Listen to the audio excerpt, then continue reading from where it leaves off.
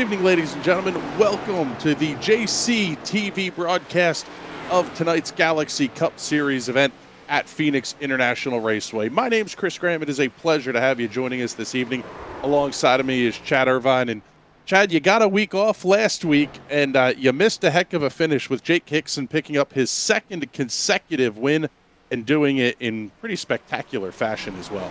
Yeah, I heard nothing but great things from you guys talking about last week's race. Able to catch the last couple of laps of it, and my goodness, did they put on a show. And hopefully we see a similar thing here tonight at Phoenix, because I mean, it's a track that can definitely produce some great racing. It's a hot one today, and that definitely is going to shred the tires just enough to make things interesting at the end of runs. Track temperature right now, 118 degrees.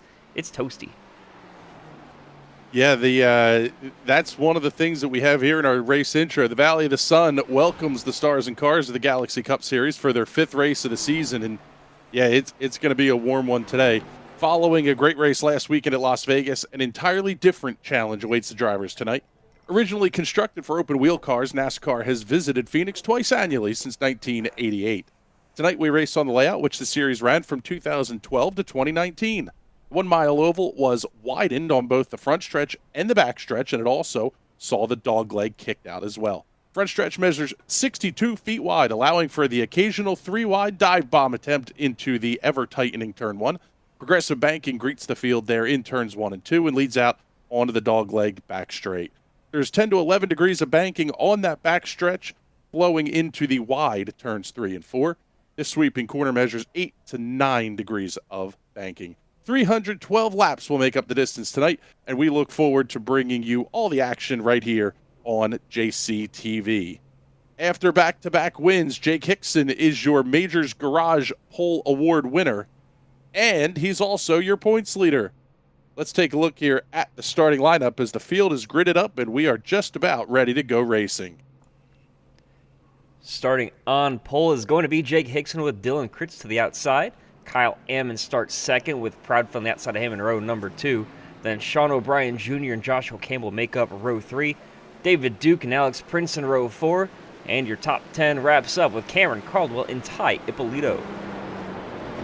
Cameron Caldwell and Andrew Jones will make up row number 6. Jason Chambers and Thomas Rutherford in row number 7. Row 8, Alonzo Chicano and Mike Tellier. Chicano will be getting an EOL penalty, so he'll have to start tonight's race from the back. 17th, Nolan Hodgson, and 18th, Dakota Knoll. Row number 10, Randy Drumhiller and Philip Loy. And further on back, Brian Mabry and Randy Drumhiller. And I'd love to keep going, but we're about to get racing. Yeah, green flag in the air. We are underway here at Phoenix. Hixson going to grab the early lead as they head down into turn 1, and Dylan Kritz trying to make that outside work as they head off at 2. Further back, you see drivers jockeying for position all over the place. 3 wide going through the dogleg for the first time. And they're just all over this racetrack using every inch of asphalt. Yeah, Chicano actually going to be making his way down pit road this time, so he'll be serving that penalty. It was not an EOL. It's actually a black flag penalty that's been assessed. Everybody in the top 10 or so, single file. You got to look back towards Cameron Caldwell, a little bit back around the 10th position before we get them too wide. Yeah, there's quite the battle going on right now further back in the pack. And some of these guys that we need to watch out for, all those guys in those black and red Dynamic Auto Sports cars, they put on shows winning every single event so far across their plethora of drivers. Yeah, it's been all dynamic all the time this season, and I don't necessarily see any reason that would come to an end here, but there is so much talent in this field tonight that you really can't count anybody out. Yeah, it's such a long season. The way that the points and everything are going to work here are it's NASCAR style, both points and playoff structure. Multiple drivers already have their tickets to the playoffs punch. Jake Hixson, of course, going back-to-back the last 2 weeks with Ty Ippolito punching his ticket as well. Dallas Pataska, the other driver that's punched his ticket into the playoffs this season. Yeah, and that one to me is actually going to be a little bit interesting to see if Pataska is able to hold that ticket, because he didn't race last week. Now, I don't know if the league gives them drop weeks and all that kind of stuff, but Dallas Pataska was not in the show last week. May have voided that golden ticket for the postseason. Definitely going to be one of those things to watch as we get towards the end of the season. Always fun to watch. Of course, we do run 100% distance NASCAR races mirroring the real life Cup Series. Of course, they are getting set to race at Phoenix in the real world tomorrow, and we're doing the same here today. Set for 312 laps at Phoenix, and wow, I mean, just all these battles all across the track. Seems pretty single file throughout your top 10. Not too much going on. They're kind of just feeling each other out at the moment, trying to see who makes the first mistake. Yeah, that's one of the things that when we start to look at what the pit windows are and how drivers are going to be able to utilize them, a theoretical pit window opens as soon as lap number 10. And there you go, caution flag number 1 on the racetrack. Trouble potentially for Dustin Webb. We'll take a look here and see what the issue may have been there towards the back of the pack. But yeah, I mean, it figures as soon as we mention it, you're kind of right in the ballpark. We're actually 7 laps in and not quite there yet on the pit window opening to the end of the stage. Yeah, look at the 82 right here. This is a look at the replay, and you'll see him coming out of turn number 4. Back end just steps out and unable to save it, it looks like. Yep, just collects that inside wall, just a tap. So fortunately enough for Mr. Webb, able to just brush off those cobwebs and keep things rolling. Yeah, shouldn't have too much damage, and I don't think we're going to see anybody come onto pit road just yet. It's a little bit too early, and one of the things that, well, now that we say that, looks like a couple of drivers were getting close to coming down pit road here. We're going to see 1 or 2. You could potentially make the end of the stage if you get help with the caution flag from here. We're hearing that it could be upwards of 70 laps is the fuel window, and as hot as it is, it sounds like tires are not the biggest concern the drivers are going to have tonight. So it really is going to boil down to things like when the caution flag flies, when leaders start catching lap traffic, and even what other teams elect to do for strategy calls. That's going to really decide when you come down pit road. In fact, I wouldn't be surprised to see teams like Dynamic or Radius split strategy just to guarantee themselves a car at the front at the end. Yeah, strategy so important in these longer races. One mistake, whether it's on the track, on pit road, or just making a decision at the wrong time, can definitely screw up your night. As you can see there, your leader, that's Jake Hixson, still up front here at Phoenix. Yep, already 10 laps into this one, and we've got a long way to go here.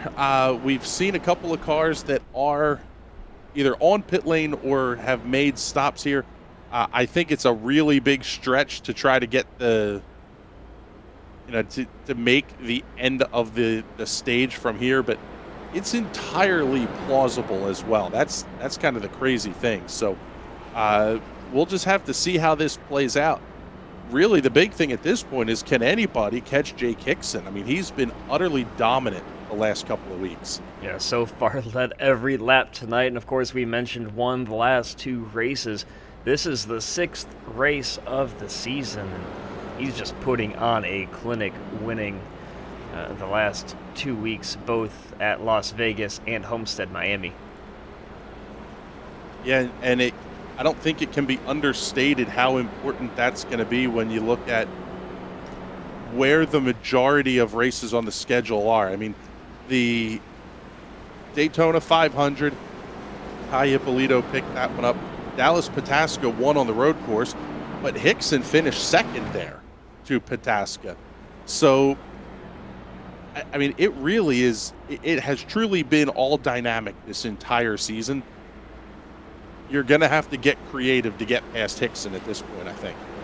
Yeah, it's going to be fun to watch here on the restart, seeing how drivers play things out, because the first time by, as they got settled, that first 10-lap run, it really got single file and there wasn't a bunch going on. It didn't seem like passing was too possible, or too easy at least, with these hot track conditions. Whereas we get set to go back green, have to see how things play out there as Hixson set on the inside. Off of turn number 4, iRacing safety car is in. Green flag goes back in the air. It's a good start for Hixson. He's easily going to be the leader by 3 car lengths as they head into one side-by-side battle between Brandon Proudfoot and Kyle Ammon for third. What a great show, and it just shows the skill of these drivers. You see him cutting that dog leg there. Yellow line rule does not apply here at Phoenix, and they're using every little bit of track that you can give. If it's paved, these guys are going to find a way to use it. Yeah, absolutely. In fact, it's good for a couple of tenths, but you've got to be so careful in getting back on the transition. I haven't had a chance to drive the Cup car here at Phoenix since the update on Tuesday, but there's been some changes to how these cars handle. And this is actually, that's going to be another of the storylines, is how do these teams adapt to the Season 2 update that we just saw on iRacing? Yeah, that's one of those things that we've seen it both. Chris, you and I both race on Tuesday nights in the Pro Mazda, the PM18, and even that car had some massive changes that impacted the racing there. So anytime that there's some sort of physics change, it's a curveball, but it's the same pitch to everybody. You just have to be sure that you are ready to hit it out of the park when your opportunity comes. Yeah, that's it. Like you said, everybody's going to see the same pitch. It's almost like batting practice. It's just a matter of who's going to hit it. And tonight, I think we're seeing someone that's pretty well hitting it on the screws, running in the 12th place, Dallas Pataska. He's up 14 spots from the drop of the green flag, and we're only 15 laps in here. That car is going to be very, very quick all night. And of course, that's one of those black and red dynamic Autosports cars. They all look very similar, with that same paint job. You see those colors coming up in your mirror. You just know that he's going to fly by you in the next couple of laps. Yeah, it's the biggest change that you're going to see is how do you make that adjustment? You know who's around you, but this is not a spot that Pataska's used to running. We're used to seeing him up towards the front of the field, and it's definitely going to be an adjustment running around some names that you might not be totally familiar with. Yeah, it's one of those things, especially for some of the more talented guys like Pataska, Polito, and those guys. Just the talent that they have, and trying to work their way through traffic with maybe a botched qualifying lap or something like that. Going to be interesting to see how that plays out for them, because these cars are not the most agile in dirty air, and it definitely can come back to bite you if you make a mistake in qualifying. Yeah, the front splitter, I call it a wing because that's what it is. It functions the same as a wing does on an open wheel car. It's just broad and sits underneath the bumper, basically. When you're in dirty air, especially on these flatter racetracks, you've really got to have a ton of mechanical grip, and the aero just kind of balances the car out a little bit. It will be really neat to see how these cars change in their handling characteristics over the course of the run, already on lap 19. And laps are just ticking away. Of course, this first stage is 70 laps, if I remember correctly. 75 laps, sorry. And you can just see as these laps tick down, you're going to see drivers starting to get more aggressive, trying to get some of those stage points that you are awarded at the end of every stage. And every point is going to matter. If you're a guy like, say, Dallas Pataska, and you've missed a race and you need every point you can get, that will definitely help you out. Your points leader, Jake Hixson, he's 39 points clear of Talia Polito, who is running further back. In fact, he's currently running 9th on the track, but 39 points clear and we're only 5 races in. His performance from Hixson has just been spectacular. Yeah, he's basically a full race up. You're 40 points for first and you're 1 point for last, basically. So Hixson almost a full race up on second place Talia Polito. and it all is going to go away when we get to the playoffs. But you start to look at some of the other names in the playoff standings. Jason S. Taylor gained 9 spots in points with his runner-up finish last week at Las Vegas. Currently running 26th on the field here tonight. So he's not translating that success from 1 week ago over. But, I mean, that just tells you how important it is to get the good finish when you're able to get it. This is going to be huge. For guys like Brandon Proudfoot, Kyle Lamon, they're not at the head of the field here. In fact, they're not in the playoffs at all. So being able to stay close to the lead at least gives yourself a shot at that win that's going to lock you in. Now let's take a look back up at the front. Take a look there. You see your 2 leaders. That's Hixson and Kritz. And back behind them, I mean, they've got quite the gap, about 2 seconds back to Proudfoot. Yeah, they put on a heck of a duel 1 week ago. Kritz was a little bit of everywhere and unfortunately had some late issues that took him out of contention for the win. But these guys are going to resume their battle at the front of the field here. And that's one of the cool things is, as much as we've kind of talked about how it's been all dynamic, Kritz is not a dynamic racing driver here. He's on... I don't even see him on one of our team lists here. So you're talking about drivers that are not always in the same boat. Now we have caution flag back on the racetrack, and now you're pretty close to that window of splitting the stage in half. So I would say we are all but guaranteed to see just about everybody on pit road. And I'm trying to figure out who brought out the caution. It looks like Gavin is the one that's slowed coming around towards pit lane. To go back and watch his last lap because something must have happened to him for that caution to come out. I don't see any other cars that would have been in trouble. Oh, yep, just getting wide there and spinning it and all that smoke and everything. Fantastic save. Does he collect the wall? No. So no damage to that car, but those tires are just cooked right now.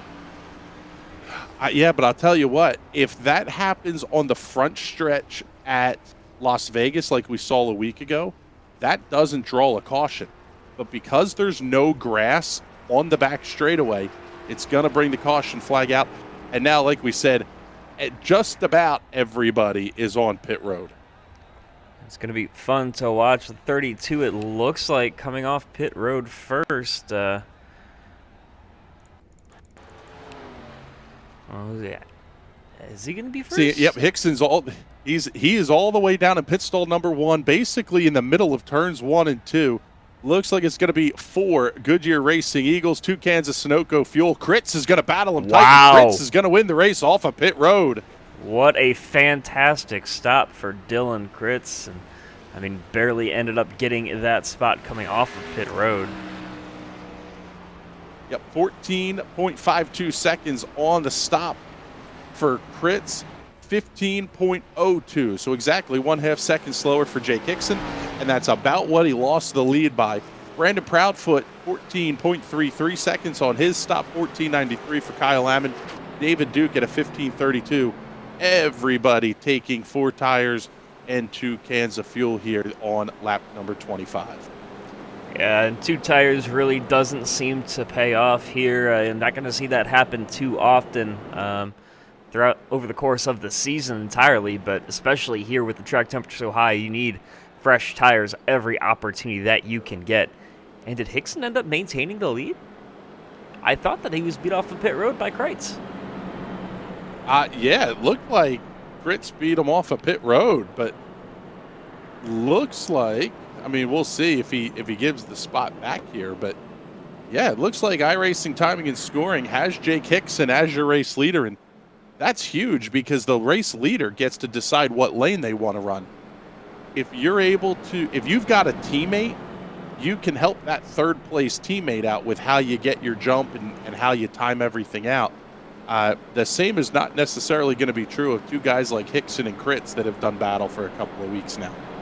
Yeah, it looks like Hixson, as always, going to elect to take the inside. He really loves that inside line here. Turn 1 is so treacherous, and it definitely pays off when you're on the inside. You know, you got that shorter radius around, of course, but you're just able to carry some momentum off the corner that maybe you couldn't when you're on the high side. Just a different line. You can definitely cut the dog leg a lot easier without worrying about somebody being on the inside of you. Yeah, that's a great point, Chad, because the other thing that comes into play is when you're on the inside, the full cut of the dog leg is there.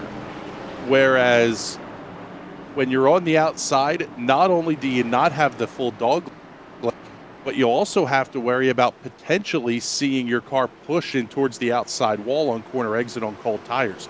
So this one's going to be pretty wild here, and we're just about ready to go back to green. Been an interesting opening 30 or 28 laps, and we're back to green again, and another fantastic start from Hixson. Almost looked like Kritz might have spun his wheels just a little bit. He's able to clear that third place battle between Brandon Proudfoot and Kyle Ammon, but that fight will continue down to that backstretch. And look how further back in the pack things are different. Oh, trouble once again. That was a quick one. Is that Mabry? It is.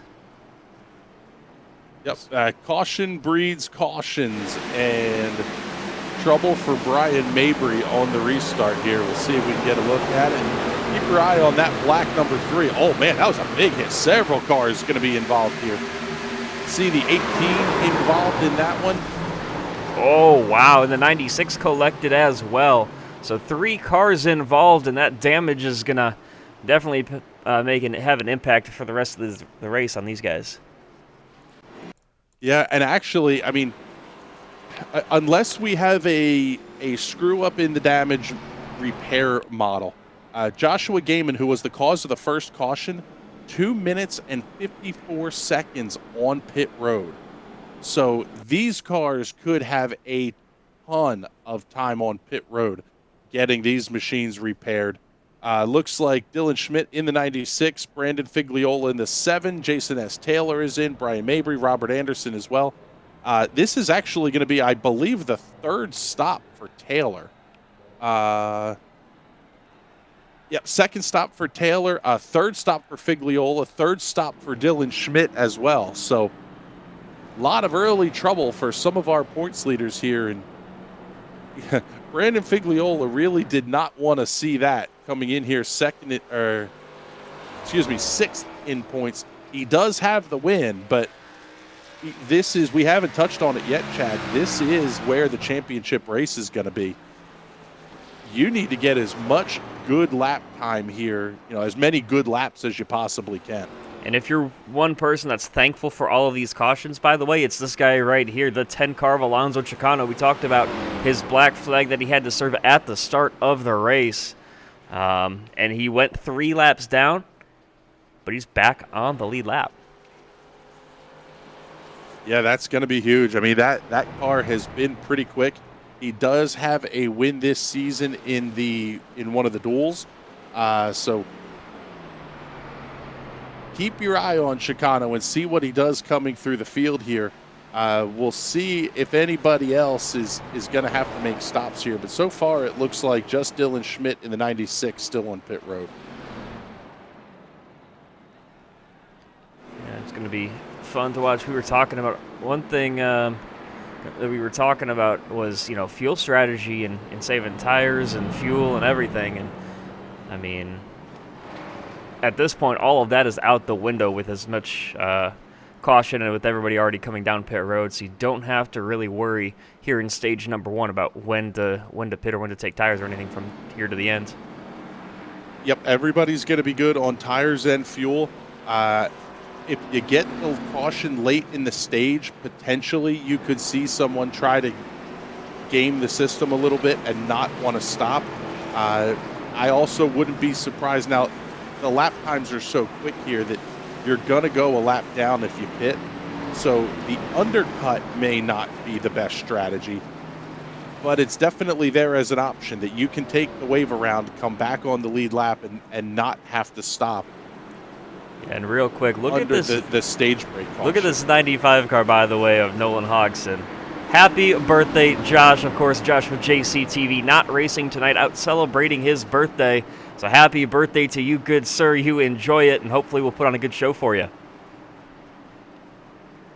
Yeah, absolutely. He's going to be enjoying himself for sure, and it looks like lights are out on the brand new generic iRacing pace vehicle. That's going to head down pit road. They're off at turn 4. Fritz is going to grab the early lead, and trying to see where our race leader went. Jake Hixson now being scored 25th. He's got some work to do if he wants to work his way back up through the field. That's an interesting decision to move yourself that far down just based on pit strategy. Maybe he was expecting more guys to... I don't think it was pit strategy. I don't think it was pit strategy. He stopped on lap 25. That may have been an EOL penalty. Interesting. So Jake Hixson now back in the 26th position. And at the front of the field, Dylan Kritz is starting to check out here. He's got about a 6-car length lead as they head into 3. And man, this one's going to be fun to watch Hixson come through the field now for sure. Yeah, let's take a look on board. I mean, such a busy cockpit. Watch these hands move coming off the corner, just sawing that wheel all the way to the left and back to the right, and just trying to catch the car, be as aggressive on the throttle. Listen to this throttle control and how he's never completely out of it. It doesn't sound like he's able to keep his foot at least somewhat in the throttle, trying to work his way through some slower traffic for the first time this race for Jake Hixson. Yeah, he hasn't really had to battle much of it for sure. I mean, last week at Las Vegas, you were on a racetrack that you could really easily go 2 and 3 wide. That's not something you're going to do here at Phoenix. You've got to be really patient in how you're picking these cars off. And maybe that becomes one of those things where a little bit of strategy does come into play now for Hixson to have to get himself back to the front. Yeah, and just look at all of these cars in front of him. He's got to work his way around. Has to avoid trouble, of course, and that's probably the biggest thing. Is we've seen multiple cautions in quick succession here. Is he going to be able to stay out of trouble if something does happen in front of him? Because that's one of the key things, is making sure that you're able to keep your car in pristine shape as the run goes on. Yeah, I mean, we talked about the strategy call of trying the undercut. That might be Jake Hixson's only shot at getting back to the front of the field here, is by short pitting the end of the stage. Hixson is already 7.5 seconds back of the race leader, and he's losing time about a half second a lap almost. So by the time we get to the end of the stage, he could be in danger of going a lap down if he doesn't really get moving. Has got a lot of work to do, and you see the gaggle of cars right in front of him. That next car is Alonso Chicano, one of the winners, as you mentioned, of the duels at Daytona. Definitely, he's recovered from his penalty at the start of this race, and now him and Hixson both have to do their best to try to recover from early mistakes in this one. Yeah, that's going to be huge. I almost wonder if there wasn't the black flag for the time, basically what we thought might have been a timing and scoring issue. I wonder if Dylan Kritz didn't beat Hixson off of pit road. That's the only answer I can come up with. Hixson now sitting 8.2 seconds back of the race leader. And at the front of the field, Dylan Kritz and Brandon Proudfoot are within about 2 car lengths as they make their way off of turn number 4. And you can see that battle right there is heating up. And that's the biggest thing about this succession of green flag laps is, there's not that gap from the front 2 to the cars behind, because David Duke is still right there in it if something happens to the guys out in front of him. Yeah, I mean, you saw Proudfoot try to take the cut on the dog leg there. You have so many options to try to pick up a little bit of speed. But that's very, very hard on the tires as well to do that lap after lap. We haven't had to manage the tires yet, but it has to be something that's creeping into the back of these drivers' minds is, what if we don't get another caution? You're still 32 laps from the end of the stage. I think is it 8 sets of tires per race? So, you can wear them down all you want, but it's going to kill you at the end of a run, especially as we approach the end of the stage. We're about halfway through stage number 1 right now. Yep, they have a total of 11 sets, the 1 on the car plus 10 in the box. So running out of tires will not be an issue, but that doesn't mean that you want to burn them off just because you have them. I don't think we would see another set of pit stops if we were to get a yellow here, but at this point, who knows? That this is where the strategy calls really start to get interesting. The stage break is coming. It's now just a matter of keeping yourself up front. We're seeing how much of a struggle it is. Hixson now 9 seconds back in the 18th position. He's losing ground in a hurry. You really need that clean air out front. And something, by the way, has happened to Mike Talia. He's on pit road. Already lost a lap, and looks like getting some repairs done to that car. Looks like the left side was lifted up, getting some tires as well. So he is on pit road. Something has happened to the 53. Yeah, I was just trying to pull it up on my end here. Looks like he may have gotten the wall here. The back end of the car looks a little bit banged up. The rest of the car looks okay. A little bit of some damage there on the front as well. So tough break there for Mike Talia. Unfortunate to see. It's such a competitive league, and guys want to get as many laps in, get their experience, get the seat time, and especially with all the changes that we talked about to these cars, just you want that competitive experience, because there's a big difference between how the car handles, say hot lapping, for example, compared to backing a pack of very competitive racers. That's the biggest thing. I mean, you look at the battle from 16 to 20 in points. Dakota Knoll is currently 16th and on the bubble. He is running in the 13th position. Joshua Gaiman is 17th. We already saw the issues he had. He's not even on the racetrack at this point. He's going to finish 29th. Brian Mabry he's had issues. He's 18th in points. 19th is Randy Drumhiller. Again, another name we're not seeing at the front here. But David Duke is currently running 20th in points. How would a top 5 finish tonight improve his standing? Really, that's be something he really needs. As a good finisher, David Duke. We've seen him with some good performances, but also some struggles throughout the season. Going to be interesting to watch his performance as the laps tick down here. Coming to 50 laps that we're working on right now. 50 laps of 312, and of course 75 here in stage number 1. Yeah, we're taking a look here at the 78 of David Duke, but a couple of cars back. Dallas Pataska up 21 spots from the drop of the green flag.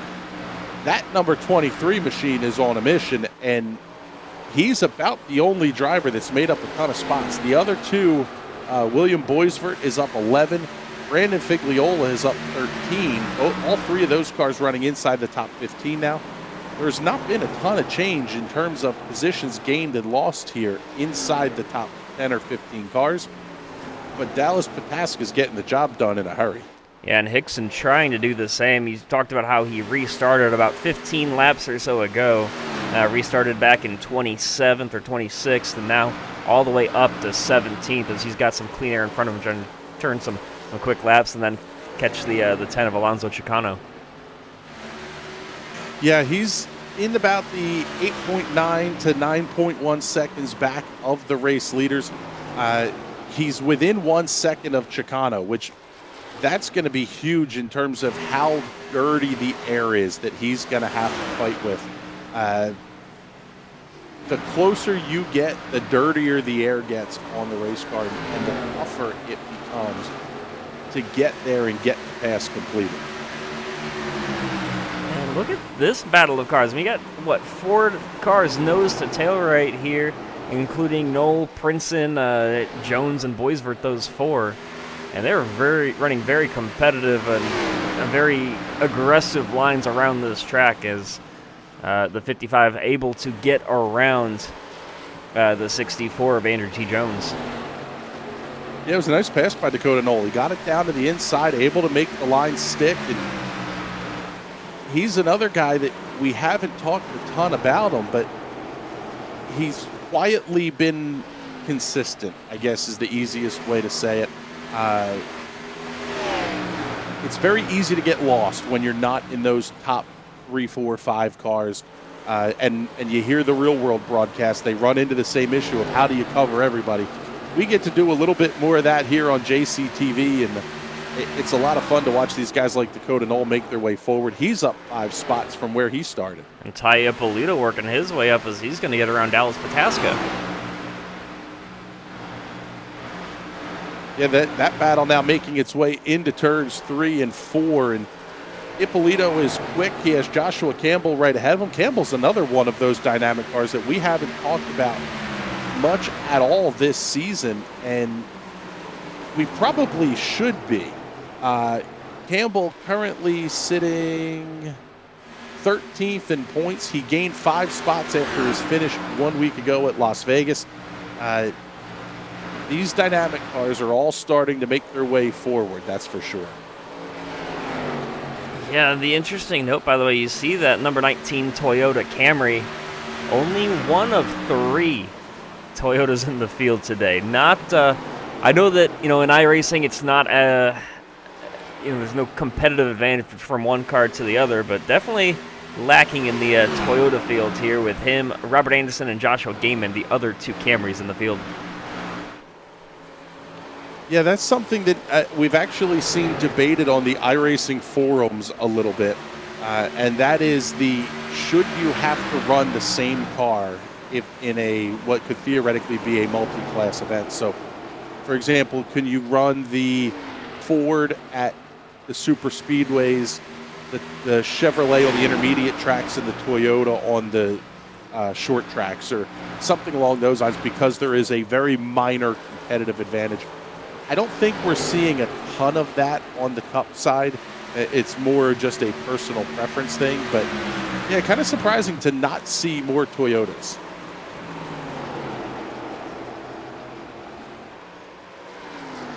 That's a ton of fun here. We got a solid green run going right now after a couple cautions back to back, and Dylan Kreitz still less than a second advantage over Braden Proudfoot, and then David Duke running third. So those 3 guys about a second between them, and there you see now working on some lap traffic. That is going to be the 98 of Kevin Franks that he just got around for to put him in 1 lap down. Yeah. I think Franks got way up by the outside wall. This is where things can get dangerous, because if you can touch that apron, but I would not get even half a tire width over that yellow line, you really run the risk of the car stepping out and spinning yourself off at turn number 4. It's just all patience, and it's got to be tough for these drivers, especially when you see your race leader Dylan Kreitz. You're trying to get that gap build up in case something comes up. You want to give yourself as much room as possible.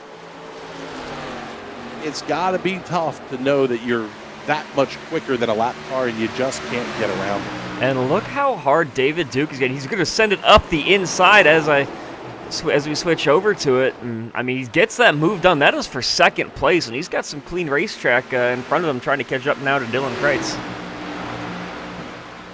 Yeah, it was a nice move up the inside. Little bit full send, but Proudfoot gave him plenty of room, and now Duke going to try to set sail and reel in Dylan Kreitz. We're about 13 laps from the end of the stage, 12 laps from the end of the stage. At this point, it's ride it out and see what you can do here, because the dominant car in the early stage was Jake Hixson. He's back up to 14th, but he's still 9.5 seconds back, so he's not really gaining anything at all on the leaders.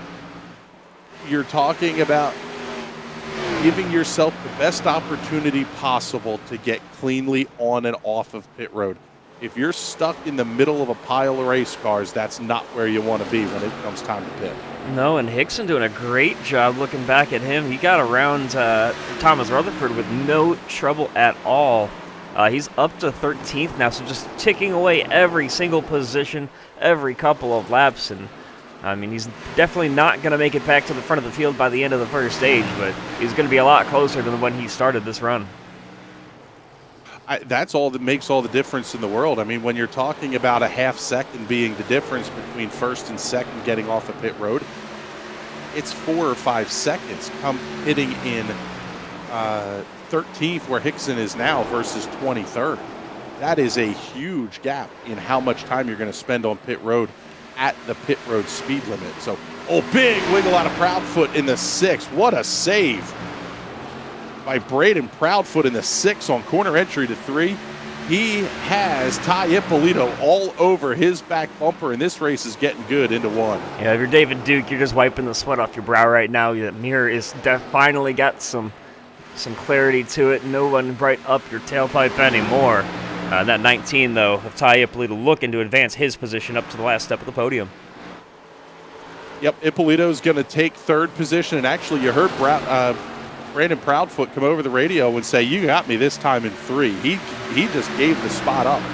That tells me the tires are going away on these cars, and maybe you're not going to get that full 50-plus lap fuel run. I mean, the fuel you could go up to 70 laps. Something tells me you're not going to see that here as this race rolls on. No, and that's where that high track temperature, it's currently 116 degrees, comes into play. As these tires heat up, they're going to lose grip over the course of the run, and once you cook those tires, there's really no way to bring them back, especially here at a shorter, or I guess intermediate oval, where you're just putting a load on those tires about every 8 to 10 seconds. Yeah, Phoenix is kind of unique in that respect, in that it's a mile-long racetrack, so it doesn't qualify as a short track, but it definitely races like one. You have different layout corners at each end of the racetrack. You have the long straightaway, but it's not long enough to let the tires cool down at all. And then you're fighting the dog leg on the backstretch. So you're really only offload on the tires, like you mentioned, Chad, for just a few seconds down the front stretch. Yeah, I mean, it's definitely one of those things that differentiates this track from basically any other mile oval out there, because you have a somewhat short front stretch. The pit road, of course, wraps around through turns 1 and 2. But also, I mean, that back straightaway, it is not a straightaway. Because if you cut the dog leg like we've talked about, you can definitely scorch your tires there and do some damage to those. So definitely a long way to go here as we're taking a look at David Duke, about a second behind Dylan Kritz and Ty Ippolito, catching up ever so slightly. He's here, and if you're David Duke, that Jaws music playing, because that 19 car of Ty Ippolito is coming. Yeah, Ippolito's coming in a hurry here, and we're down to 4 laps to go here in stage number 1. And the racing has been really good so far, that on the green flag runs that we've had, the strategy elements that are going to come into play here are going to be a ton of fun to watch. Do we see anybody take the undercut? That's going to be the next question, really, for me. And by the way, the 95 of Nolan Hodgson just lost his lap. He's set to be the lucky dog, but he's fighting real hard right now to maintain that spot, because he is the first car, actually, as my time is going updates through, not even close to that. No, Kevin Franks is the one that just lost a lap to be in position for the lucky dog at the end of the stage. Yeah, Franks is going to be the first car 1 lap down, and Jason S. Taylor has a little bit of room here, so I think he should be good to not lose a lap here. So long as something goofy doesn't happen, as we got 1 car up in the wall to the outside, trouble for the 98. That is the car we were just talking about. He's going to come down pit road. He looks like he hit the wall. He's very fast down pit road. Maybe he's just saying, all right, my day is done. And he is back in his pit box. Very interesting pit entry by Jason. Big old style points there. I mean, if you're going to have to take the damage, and there he goes. He is long gone. So, tough break there for Kevin Franks. He will finish no better than the 26th position. looks like everybody behind him is either out of the race or on pit road. Dustin Webb is the only car, I believe. Yeah, Dustin Webb is out of here as well. So going to be Dylan Schmidt is going to be the final car running here. And he's going to be... We're down to 1 lap to go in stage number 1, and coming off of turn number 4, picking up what should be the stage win here will be the number 32 of, or 36, excuse me, of Dylan Kritz. That's all right. Numbers are hard. We've got a lot of those to talk about throughout the race. Yeah, it's one of the interesting things. And quite frankly, I don't think the real world broadcast gives enough credit for how the strategies are going to play out and really explaining what all goes into the strategy. But it's a big deal here. I mean, even where you catch the pace car and where the caution flag comes out, if the caution for the stage break comes out at the start-finish line, everybody has to slow down and pack up behind the pace car. Where the caution flag came out in this instance, you're going to get at least one more lap before you get caught up in the pace car, as we're seeing Kritz just get caught up now. So it can make a huge difference in where even the race leader versus cars that are 4th, 5th, 6th in line may see pit road open. And by the way, you know who I think is really relieved to see this caution come out? Everybody. 52 laps on those tires. They have to be sliding all over the place right now as we take a look at them heading down pit road. Yep, they're going to have to get down to pit road speed limit. That's going to be the big one. Don't speed. Don't overshoot the box. I mean, we saw it how many times a week ago at Las Vegas. We saw it 2 weeks ago. It seemed like every pit stop, everybody overshot their box. Dylan Kritz is going to be leading the field down in, and everybody on the lead lap is going to be coming down pit road this time. It'll be 4 Goodyear Eagles, 2 cans of Sunoco racing fuel. Yeah, and you can see how these cars, you have to go around that corner. It makes it difficult to find your pit stall sometimes if you're out at the front of the pit entry. So it's going to be 36s off pit road first. Nice clean entry and exit for Kritz as he maintains his lead in Polito. About a 10th slower in his pit stop, but he is right there back in 2nd place again. Yep, Talia Polito going to hold on to 2nd. Dallas Pataska comes out 3rd. Joshua Campbell 4th. Brandon Proudfoot will exit the pit lane in the 5th position. So again, a little bit of a loss there for Proudfoot, but most of that came at the end of the stage as he had absolutely cooked off his tires. And Chad, what that tells me is you're talking an absolute max of probably 60 laps on the tires. It's going to change the pit stop strategy just a little bit once we get to stage 3. But so far, it's been pretty good here. Let's see if we can't... Should we try to drag down our stage winner here and see if he'll talk to us? I think we got a couple laps for that. Feel free.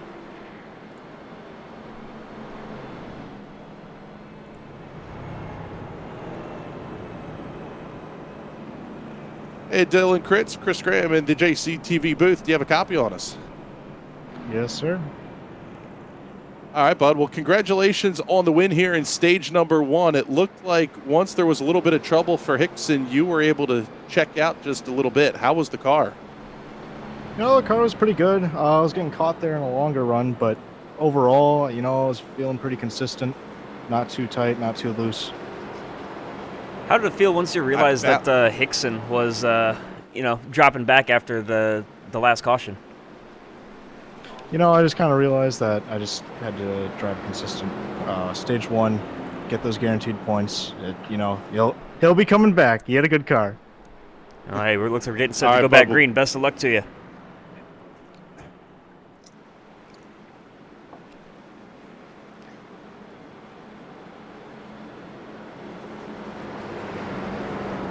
So there you go. There's Dylan Kritz, your stage 1 winner. And yeah, it was kind of interesting to hear him talk about how balanced the car was. I don't think Brandon Proudfoot would be saying the same thing. He had a big old handful there, but Kritz looks around. He looks right. He's got a DAS Racer entry, and he's got a couple of dynamic cars behind him. he's in the hornet's nest now. They're off at turn 4, and we're ready to go green. Stage number 1 was fantastic to watch with just a couple of cautions in the middle of it. But once those tires wore down, they definitely started to put on an even more of a show. The big loser, by the way, on that pit cycle, David Duke, dropping from 2nd all the way back to 8th on the restart.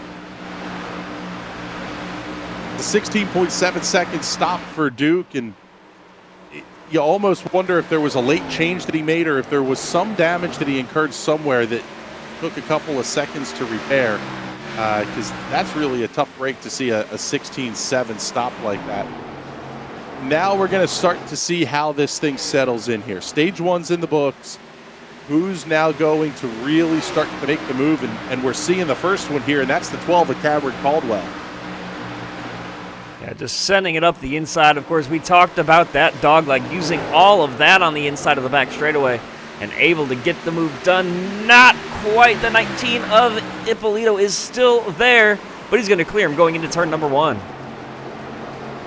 Tell you what, though, it looked like that 12 had a pretty solid push to it coming off of turn number 4, and that is a surefire way to cook the tires, especially that right front off the race car.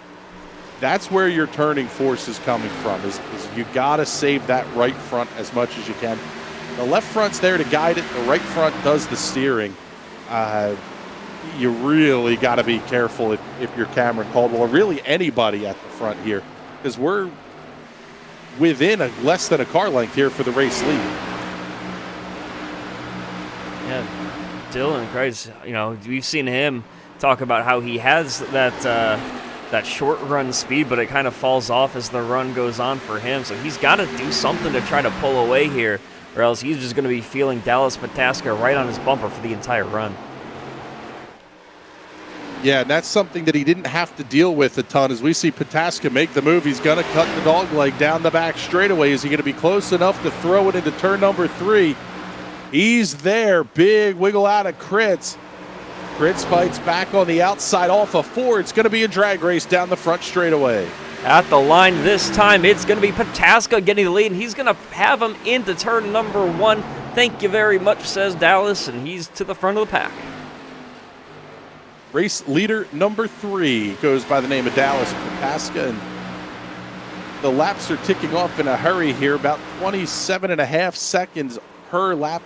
Pataska was 0.2 quicker than Kritz the last time by. This thing is going to go in a hurry here, and stage number 2 is going to wrap up at, I believe, lap 190? I believe so that's correct. Yeah, still a long way to go here. We're just getting started here in stage number 2. For some reason, this is something that's just now hitting me, by the way. We're talking about, Kritz mentioned in his interview how he didn't have that long run pace.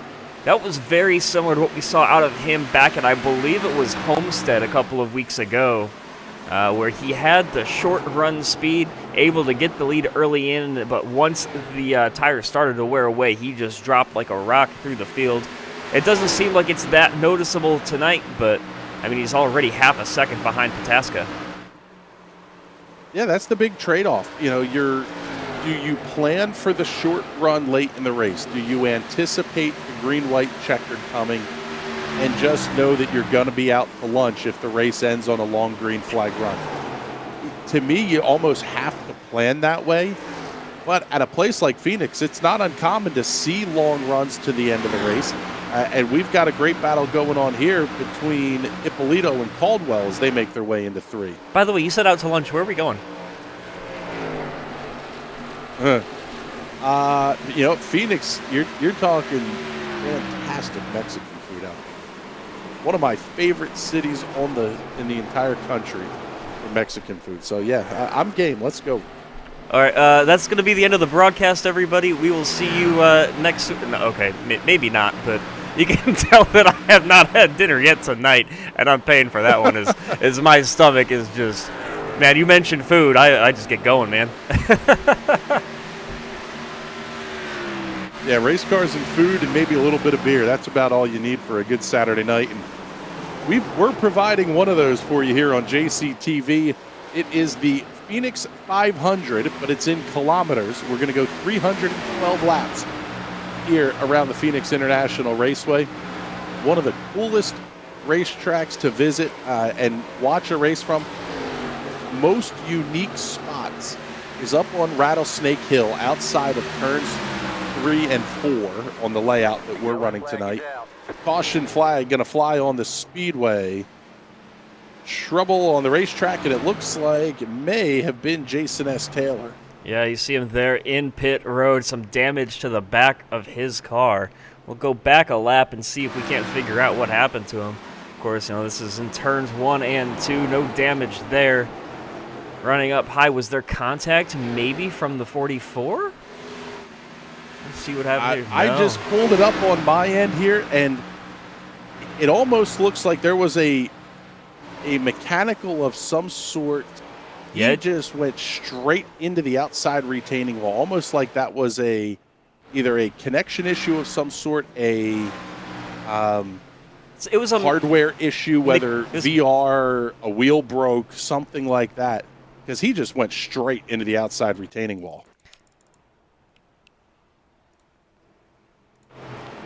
Yeah, I mean, it looked similar to maybe what would happen if you had a right front go down. It just did not want to turn going into the corner, shot straight into the outside wall there in turn number 3. But fortunately enough for everybody else, nobody was collected in that, and we've got a lot of takers down pit road. Yep, we have a couple of cars that have not, and this is the first strategy call of the race here. Kyle Lamon, Andrew T. Jones, and Alex Princeton all stay out on the racetrack. Everybody else is on pit road. It's going to be 4 Goodyear Racing Eagles, 2 cans of Sunoco fuel. This is the first shots fired, so to speak. It looked like Dallas Pataska, the race leader, was not going to pit. He made a very late commitment onto pit road. The race off of pit road is going to be Pataska by a couple of car lengths or so over Dylan Kritz. But now they're going to restart 4th and 5th because Kyle Lamon, Andrew T. Jones, and Alex Princeton all stayed out on the racetrack. Very interesting strategy call for those 3. Only 17 laps on the tires. I say only, but with as hot as it is and the way that they have worn down as the run's gone on, I mean, 17 laps is a lot. Yeah, this is one of those where can you get out front and stay out front? You get another caution in about 20 laps. You're going from well back in the pack to hitting from inside the top 5 or 6 cars. It's not the worst strategy call, even with how quick Dallas Pataska and Dylan Kritz are. We saw the issue that Jake Hixson had, and he still hasn't completely recovered from it. He's running in the 11th position. That tells me, that tells me that you need to be out front. Track position is potentially more important than tires at this point in the race. Yeah, you talked about it, you only have 11 sets of tires, the ones you roll in on, and 10 more. And these guys, they're not getting much of an advantage in that, you're not, it's not like you're going to be pushing that boundary at all, unless, you force your way down pit road a couple more times under caution later in the race. But for Ammon, Jones, and Princeton, I'm not sure that that's going to be the right call. We'll find out here in about 5 laps or so. Yep, the other story we've been following for you, the Alonso Chicano story, was issued an EOL and then a black flag penalty at the start of the race. He's gotten all of those laps back.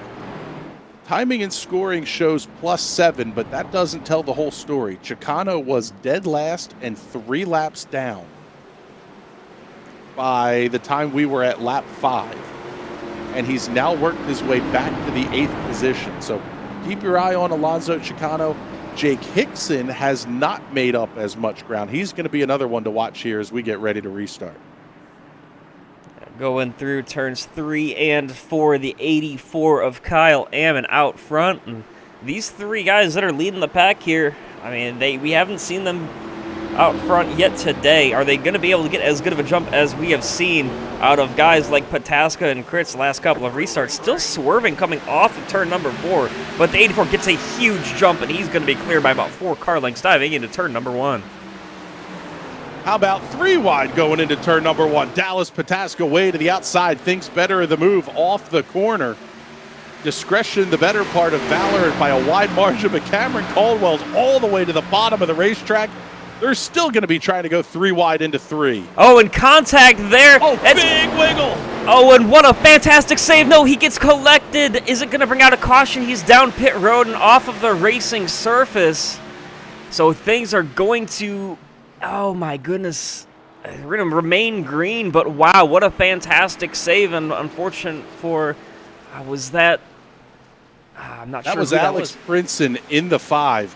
I'm trying to tough break for Princeton. And he got collected as well by somebody else. I couldn't tell you who that was off the top of my head, but man, I mean, what a fantastic save by Princeton to not bring out a caution there.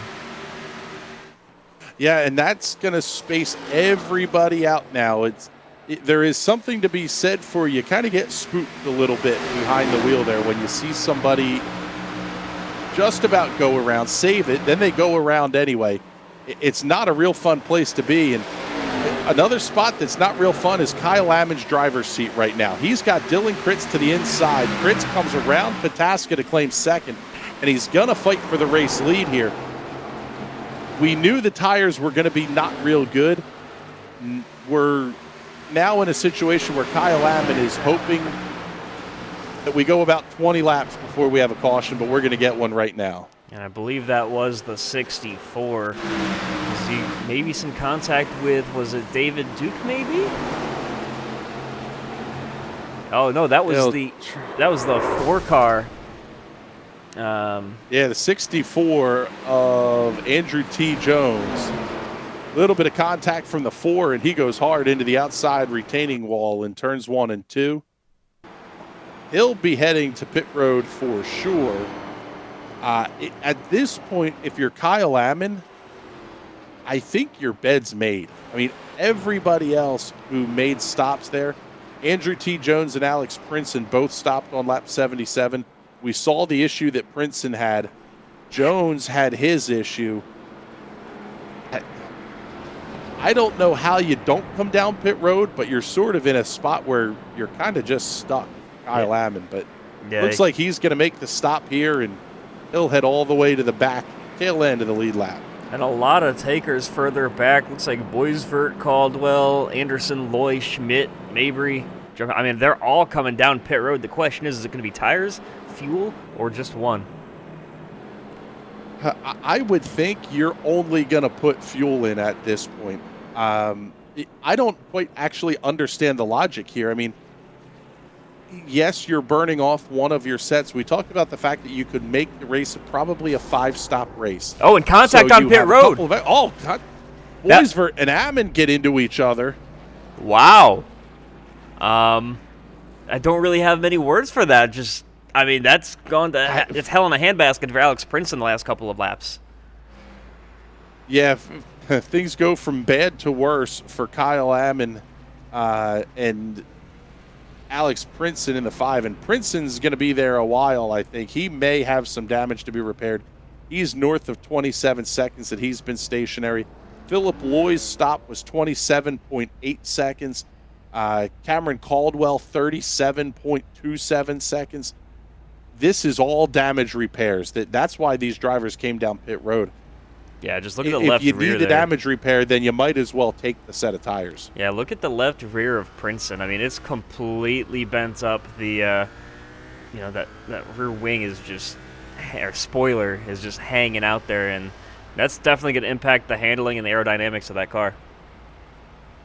Yeah, probably not as bad as if it were the right side, only because that's where most of the aero loading is going to go.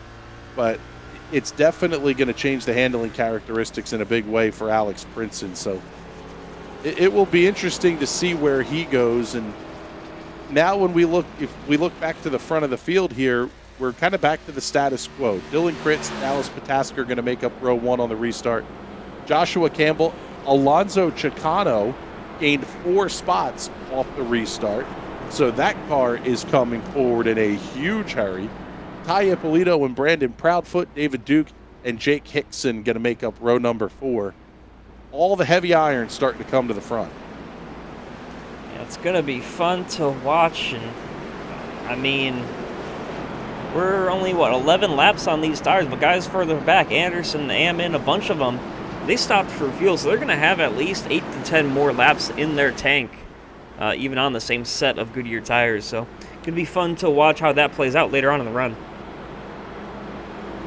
Yep, we basically have 2 separate pit strategies now that are 7 laps apart or so, 8 laps apart. Everyone from Dylan Kritz back to 14th place, Nolan Hodgson stopped on lap number 93.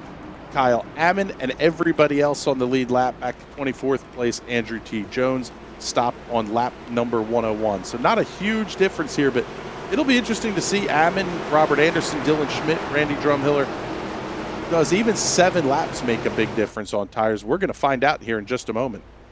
Yeah, a lot of guys that came down pit road only got a splash of fuel, and once again, Kritz just off to a fantastic jump, and they're side by side battling for second. Off of corner number 2 and down the back straightaway, Pataska and Josh Campbell going to fight for the second position. Campbell looks way to the inside. Pataska holds on to the spot, hearing some chirping back and forth.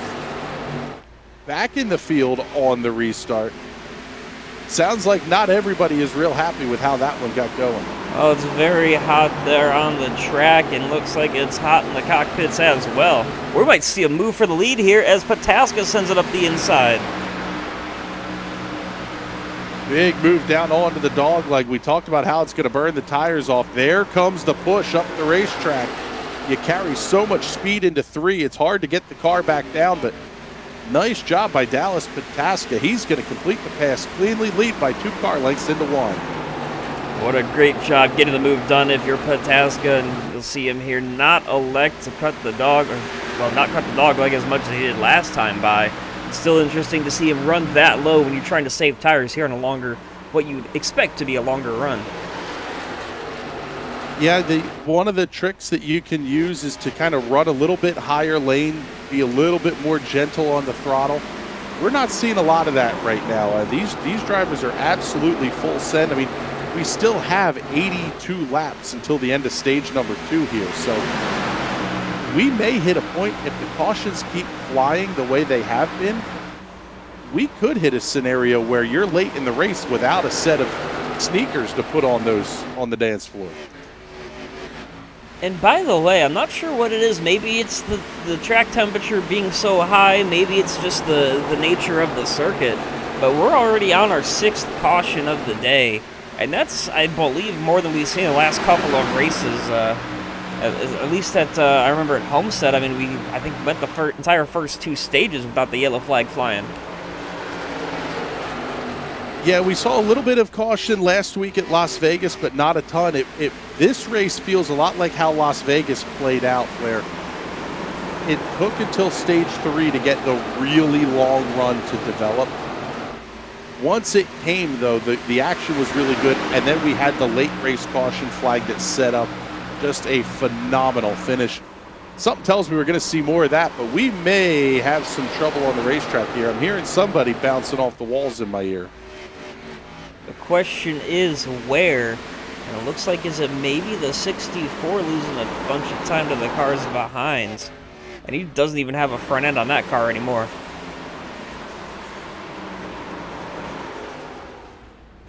Yeah, try to take a look at Andrew T. Jones here. The whole front bumper of that car is missing. So we talked about the splitter acting like a front wing. Well, now there's absolutely nothing to help plant the front end of that race car. He is going to be in a world of hurt for the rest of this race, that's for sure. Yeah, unfortunate to see, but he is still turning some decent lap times. His last lap was a 28.3. The cars all around him, about 27.8, 28.4, so he's not terribly far off the pace, especially with that much damage to his car. Yeah, I mean, it's actually, the lap times are really pretty consistent with the exception of Dallas Pataska. Pataska's at a 27.48 last time by, 27.65, 27.71 for Dylan Fritz. Josh Campbell at a 27.70. Pataska's a tenth and a half quicker than everybody else. But from there on back, the lap times are really pretty consistent. Anywhere from 27.7 back to a couple of cars in the low 28s. And that just shows the strength of this field and the quality of the drivers. One of the things that they do here for the Galaxy Cup Series is they do actually have to have one of the league admins watch them. Basically a tryout, per se, to get into the league. You know, got to make sure that that driving standard is up, and it is very high, as we see some very talented drivers throughout this field. Yeah, and one of the things I'm noticing here, watching Dylan Fritz, also Josh Campbell and Talia Polito, Fritz is running that little bit lower line. Everybody else is, especially in 3 and 4, about half a car width higher on the racetrack. It may not be a huge difference in temperature, but you're going to find some cooler asphalt up there. And that's going to make a huge difference in how you're able to save those right side tires for late in the run. Yeah, that's one of those changes iRacing made, I believe, at the not this most recent update, but the one just before it to wrap up the 2020 calendar year. Is they had, you know, the way that the tires build temperature into the track. That's going to be very fun to watch. You know, all these guys running that same line, they're going to put a lot of heat there.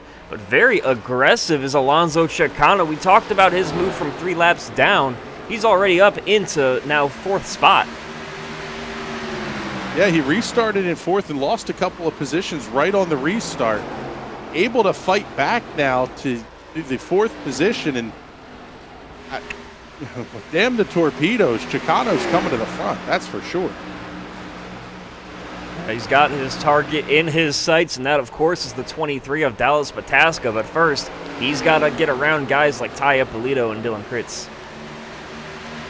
I see what you did there, Chad. Nice segue, buddy. Lap 118 going up on the scoreboard, keeping our eye on that number 10 of Alonso Chicano. And yeah, Dallas Pataska's checked out at the front of the field here, but everybody else, 2, 3, 4, 5, are all within 3 or 4 car lengths of each other as they make their way into turn number 3. Yeah, and even David Duke not terribly far behind them either. So you got that group of 2 through 5. And then, I mean, you got a car here and a car there between Duke, Hixson, and Figliola. But even further back, Proudfoot leads a group of cars, and he's under pressure right now from Dakota Knoll. That battle going to be making its way right through the middle of the dog leg right now. And one of the cars that's really fallen off the pace was Cameron Caldwell. We saw him towards the front. He's going to be side by side looking inside of Nolan Hodgson, right at the back of that battle that we're watching right now. That's probably the biggest story in how you don't make the tires off the car. It is so important to keep that rubber in good shape, and quite frankly, Caldwell just hasn't done a great job of it yet. I mean, he's able to complete the blast there on Hodgson, but you really got to watch how heavy, especially your entry into 3 is, because you get that push out towards the wall, you're just scraping layer after layer of rubber off these Goodyears. You just want an excuse to get that 95 with a happy birthday Josh on some screen time, don't you? Yeah, darn right, that's what we're looking for. Yeah, that's Nolan Hodgson. He shot me a message earlier today, just like, hey, can you make sure to get my car on screen? We're doing our best for you, man, because, you know, Josh not here tonight. Usually he's either in the booth or doing some admin duties for the Galaxy Cup Series. And tonight, taking the night off, celebrating just a little bit as he turns the big 2-3 tomorrow. God, we're getting old. I was going to say, big 2-3. What's my number's a whole lot bigger than that. You're not wrong. This battle making its way down the backstretch seems to have settled down just a little bit, and quite frankly, outside of the battle for the lead here, that looks like, a battle for second with Fritz, Ippolito, and Chicano. That battle is starting to heat up, but everybody else, there's not a huge gap anywhere else, not a really tight gap anywhere through the field. Yeah, one car that comes down pit road is Philip Loy. He has lost a lap, and he's probably going to lose a second. You can see him here working his way off of pit road. And you're going to see the leader here just in a moment. That's your leader on the outside of Dallas Patasco. He's going to be 2 laps down Philip Loy. And possibly some damage to that race car? No, it doesn't. Yeah, it looks like you might have a lid. I'd say, was the rear end of that car banged? Maybe not. I'll say it this way. It's an interesting call if he had to pit for an issue of some sort, because at this point now, Loy is, I mean, his stop was only 14.4 seconds. Maybe a really early strategy call. I don't know. But at this point, you're a lap down. And he's not too far off from not getting the lucky dog either. Randy Drumhiller is only about 7 seconds ahead of the race leader, but oh, it's not going to matter as caution flag flies on the racetrack. I can breathe a sigh of relief there. If you're Philip Loy, you get your lap back, and I mean, maybe he just knew that caution was coming. I was going to say, trying to see a reason for the caution, and nothing's coming up on my screens here, so. It's very interesting. I saw a puff of smoke as we were watching Loy come around, but I didn't see on my timing or on my track map or anything a car that was slow enough to bring something out. Yeah, nothing jumped out at me, but everybody making their way down pit road now. We'll see. I don't think anybody's going to run the risk here. Nope. Everybody on the lead lap is currently on the pit lane, and I believe Philip Loy is the only car that's a lap down. Everybody from 24th place Andrew T. Jones on back to Dane Cruz in 30th position. They're all out of the race, so we're actually going to have every car on the racetrack on the lead lap when we go back to green. And here comes your leader before the caution off of pit road, but he's going to lose at least 1 spot. That's going to be Ty Ippolito to the point. That was a very tight race off of pit road, and Ippolito just barely beat Crits off of pit road. Yep, Ippolito with a 14.68 on the pit stop time, 14.95 for Dylan Crits, 15.53 for Dallas Patasca. That's how he goes from first to third. Josh Campbell and Jake Hixson right back inside the top 5 now. Alonzo Chicano, the biggest loser there in that exchange of pit stops, 17.82 seconds worth of pit stop time. He's going to fall back to the 9th position.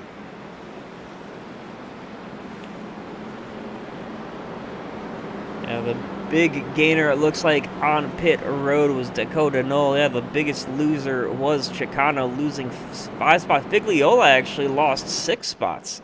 He's your biggest loser on pit road there. Philip Loy picked up 6 spots because he didn't even have to come down pit road. He was your lucky dog, so he'll have to drop to the end of the line, right? Yeah, I would think so. He is going to be the lucky dog, but now his tires are only 5 laps.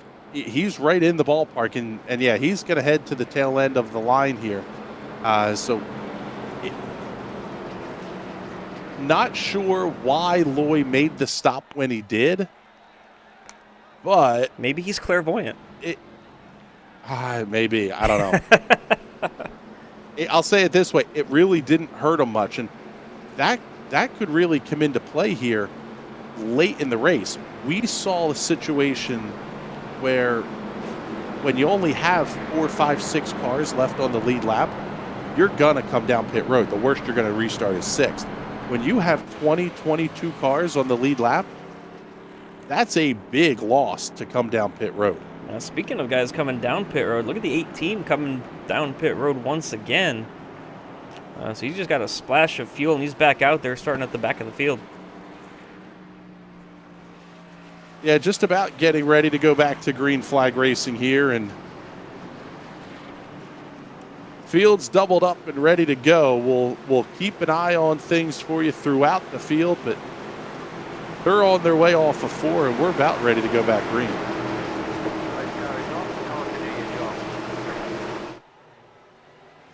Field rolls away through turn number 1. We are underway once again. The 19 of Ty Ippolito with a fantastic pit stop and gets a great jump there as they're side by side for second.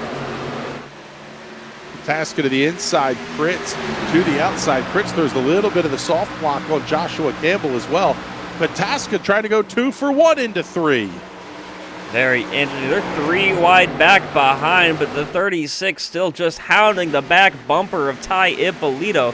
But instead, he's going to be the loser here as he's going to drop 1, if not 2 more spots. The 36 down on the inside. And he's going to get passed by both Ippolito and Zach Campbell as well. Yeah, I'm not sure how big of in trouble back behind. This is going to have trouble, yep. It looks like somehow we're able to stay green. Wow, what a fantastic save that must have been. Let's see if we can't figure out who that was. Save. That was Alonso Chicano. Take a look at the save that Alonso Chicano made here. Oh, man, he just got way loose on corner entry. Now we're going to get a caution flag. Wow, there was contact there for Chicano to bring that out. Oh, my goodness. Take a look at this one more time here on the replay. Just completely sideways, involved in contact. You know what? He got help going around, but he got 2 left side tires just a hair below the yellow line, and it pushed him way up the racetrack. Right into the path of, I don't think it was Nolan Hodgson. It was a little bit further forward of that. But, yeah, so Chicano makes contact with the outside wall, and it was pretty heavy contact as well. He will absolutely be heading down pit road. I don't think you're going to see anybody stop at this point. Their last stop was on lap 126. But we're already 4 stops in, and we're not to the halfway point yet. So the amount of tires you have is absolutely going to come into play here. Yeah, I mean, they've only got 8 laps currently on these tires, and I believe most of those are under caution as well. It was only about a 3 or 4 lap run. As there are a couple of takers down pit road. Chicano, of course, getting some repairs done, and Drumhiller down pit road as well. He just took a splash of fuel in the box for 5 seconds. Otherwise, though, it looks like everybody else deciding to stay out. Yeah, I would think that would be the best call that you're going to make here is stay out.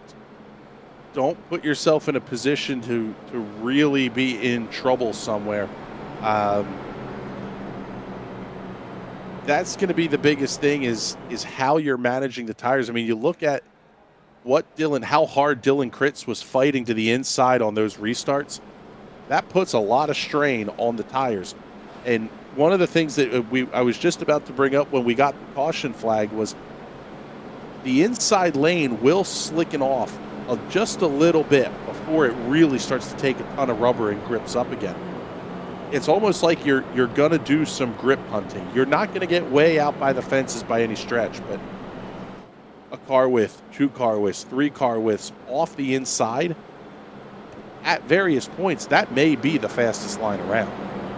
Yeah, it's definitely fun to watch these guys, kind of dupe their way through. And when the cautions come out, I mean, it definitely stacks everybody back up once again. We've seen some fantastic battles off of restarts, especially between guys like Kritz, Pataska, Ippolito, and even Campbell. Those guys up in your top 4 just putting on a fantastic show every time we come back to green flag racing.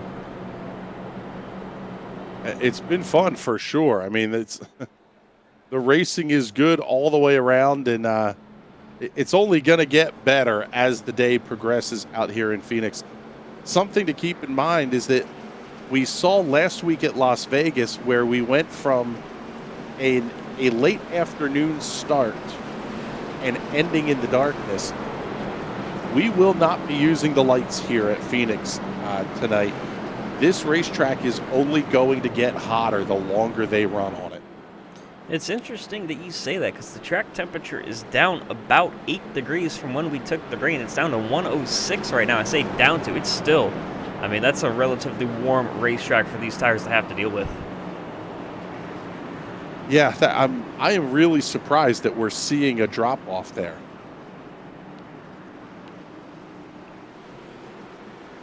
Yeah, baking in the warm afternoon sun, but somehow not heating up at all.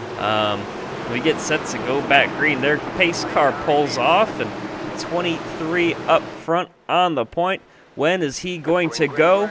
He says now and pulls away. He's got 2 teammates right behind him as those 3 dynamic Autosports cars send it up in turn 1 and crits the loser once again, back to 4th. Fritz is back to 4th, but he's going to follow Josh Campbell way down to the inside, trying to get the preferred position in turns 3 and 4 on the 19 of Talia Polito. And don't look now, but Jake Hixson is right back here as well. So it's a 3-car fight with Dylan Fritz, and it's all going to be for the 2nd, 3rd, and 4th position. Yeah, and even right behind them, there is an entire battle going on as well that's heating up. As you see a lot of guys cut in that apron, and that dogleg is looking very juicy, and it's going to get even better as the race goes on, as you get more aggressive and try to make up spots late in the race. Yeah, we're seeing Cameron Caldwell do that. I mean, we've talked a lot about him so far, but he is the most aggressive that I've seen in terms of apron usage, almost all the way down to the inside retaining wall when he chooses to cut the dog leg. It's incredibly abusive on the tires, but it's a ton of fun to watch.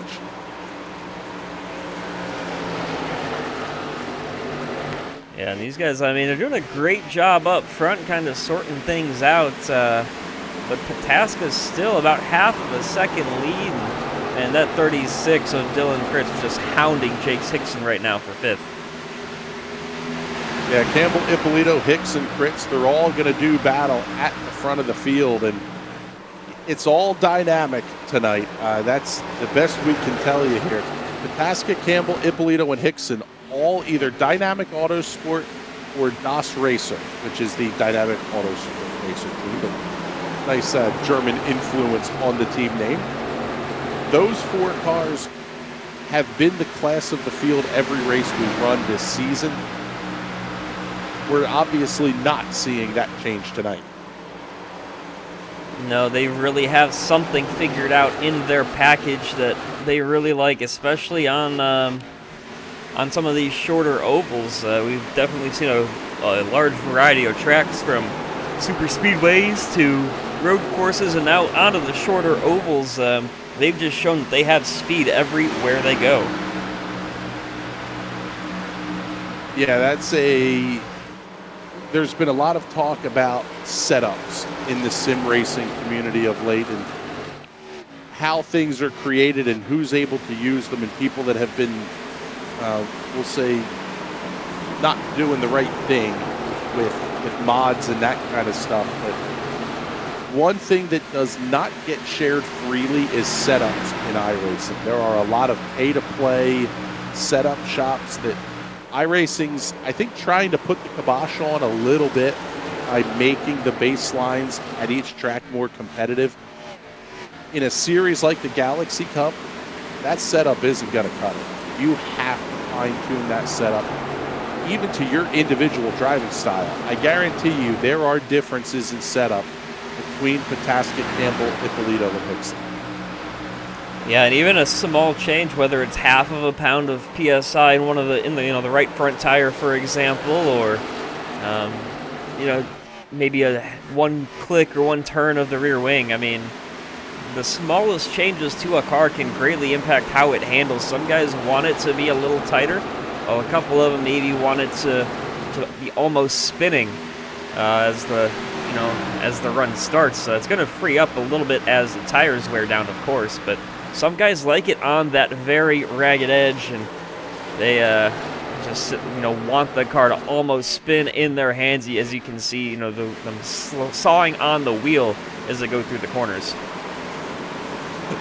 it's even things down to what type of rig or not rig that you're using. If you're a driver that's sitting in a generic kind of gaming desk chair at your computer desk versus somebody who's perched up in a multi-$1,000 sim rig, you're going to get a different feeling. If you have the butt kickers underneath your seat, that's going to change how the car feels, and you may be able to feel the oversteer happen or the loose feeling happen and be able to catch it versus somebody that doesn't have the butt kicker may not feel that. So setups can vary even from not just the car, but personal driving style and what equipment you're using to drive in sim. Yeah, and it's incredible all the pieces of technology that drivers can use. You know, you talked about the butt kickers. They've got the eye flags. You know, there's so many add-ons that you can put to your system. I mean, we know one of our friends, Jason, he got a new sim rig, and he's got seatbelts on his racing rig. I don't know why anybody would need seatbelts on a racing rig, but hey, you know what? Anything for the immersion, right? Well, I was going to say, if that gets down to, are you driving in virtual reality or not? That's an immersion factor that if you're in VR and you're in a Formula type seat or an 80/20 seat or whatever it is you're going to use for your rig, you almost need to have that kind of strapped in feeling because it can be disorienting from a sensory standpoint. So yeah, it's really neat to see what the different drivers are running and how that plays into things. And we've got a battle heating up here as we head into one. It's going to be the battle for second between Josh Campbell and Talia Polito. Yeah, it's been one of those battles that's been going on for a couple of laps. They've almost lost sight completely of Pataska. They're currently 2 seconds behind him. But overall, these two guys are still duking it out very hard, and that might be what's costing them that time. Because last lap for Pataska, 27.9 compared to a 28 flat. So a 10th faster last lap for Pataska over Campbell and Polito. When we talked to the series drivers and admins before the start of the season at Daytona, they mentioned that Dallas is about the closest you have to a pro sim racer without the title. He is certainly showing that here tonight, checking out on 3 teammates that are as quick as each other and a 10th or 2 quicker than everybody else behind him. Dylan Kritz and David Duke are losing just a little bit of time to that 2-3-4 battle, but Pataska's in a completely different universe right now. And by the way, how have we not mentioned this climb from Jake Hixson? We saw him get assessed an end-of-line penalty early in the race, and he's clawed his way all the way back up from 27th all the way now up to 4th position. He's up to 4th. Caution flag is out. Trouble on the racetrack. May have been Jason Chambers. We'll see if we can find a replay and see what happened here. And it was down the front straightaway, the 11 car there on your screen. Take a look, going through 3 and 4, and he's in a bunch of traffic, so maybe there was some contact. Yes, there was. The 47 with just a little tap, just sending him around. That's all it takes, and I think Alonso Chicano may have gotten a piece of the 11 as well. So things go from bad to worse for Chicano after really a great run to get back towards the front of the field. We were at lap 126 was the last time these cars were on pit road. Currently at lap 154, I would think we're going to see everybody make a pit stop here. Just shy of halfway, and everybody will be through half of their allotment of Goodyear Racing Eagles. Now there you see just a freight train coming down pit road. The 23, of course, your leader, as he gets into his box, going to take 4 tires and a whole bunch of racing fuel. And it's interesting to see. You see a lot of different pit boards that drivers are using, whether it's just their number. You see Schmidt's got his name on his pit board as well. Then you've got guys that have, Giannis Antetokounmpo of the Milwaukee Bucks on his pit board, I believe, is the the basketball player I saw there. It's anything to differentiate yourself. That's the important thing. Using just the number is not always the best way to do things. Is the race off of pit road is won by Talia Polito at a 14.28 seconds, 14.42 for Dallas Pataska. Those two drivers will flip positions. Jake Hixson, Dylan Kritz, Josh Campbell hold on. So your top 5 stays the same, but Hixson back up now to the 3rd position. Brandon Proudfoot, 6th. Cameron Caldwell, 7th. David Duke. Sean O'Brien, we haven't talked about him much at all tonight, running in 9th. And at Dakota Knoll, your top 10. And further back, it's Figliola running, Ammon now running 7th, and then Hogson, Mabry.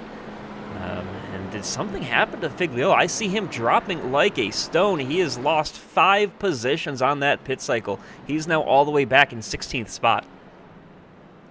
Yeah, it looks like the time was 17:45 on the pit stop, so some sort of a small damage repair for Brandon Figliola. William Boisvert, who was the initiator of contact with the 11 of Jason Chambers. Boisvert now running in the 15th position. A couple of hard chargers here. I mean, obviously Dallas Pataska up 24 spots from qualifications. Robert Anderson running in the 14th position. He's up 15 spots, plus 12 is Figliola running in 16th. 3 of the big losers are all out of the race at this point. 30th place, Dane Cruz, did not turn a lap. He fell 19 positions. Joshua Gaiman down 17. He will finish the race in the 29th position. Mike Tellier down 10, finishing 28th. And by the way, we just crossed halfway, and for some of these guys, I'm sure that they're sitting there thinking, thank you, thank you, thank you. This race cannot be over fast enough because some guys are just struggling out there. Yeah, and even looking at, drivers like William Boisvert, he's made 8 stops. Brian Mabry has made 7. Cameron Caldwell has made 6.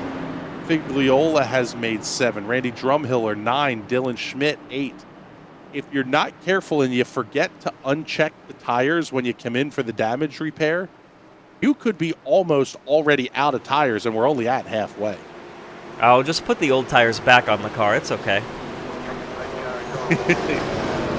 Yeah, I don't think iRacing will let you do that one just yet. I don't think you can scuff a set in as we're off at turn 4. Green flag goes in the air.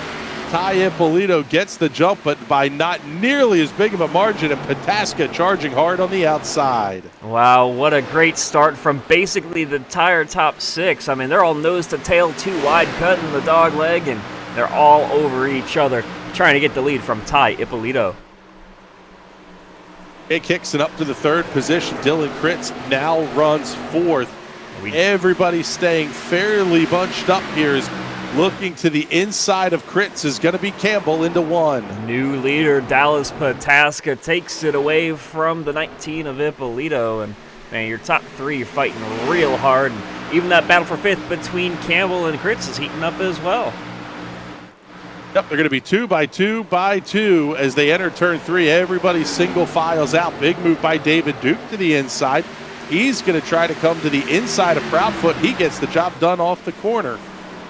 Yeah, he's been very aggressive on that inside line, especially on the restarts, working his way up through the field. He started 7th. He's currently in 7th, and he cuts the dog leg here and try to get one more spot as they go back into turn number 3. Duke looks inside of Caldwell through turns 3 and 4.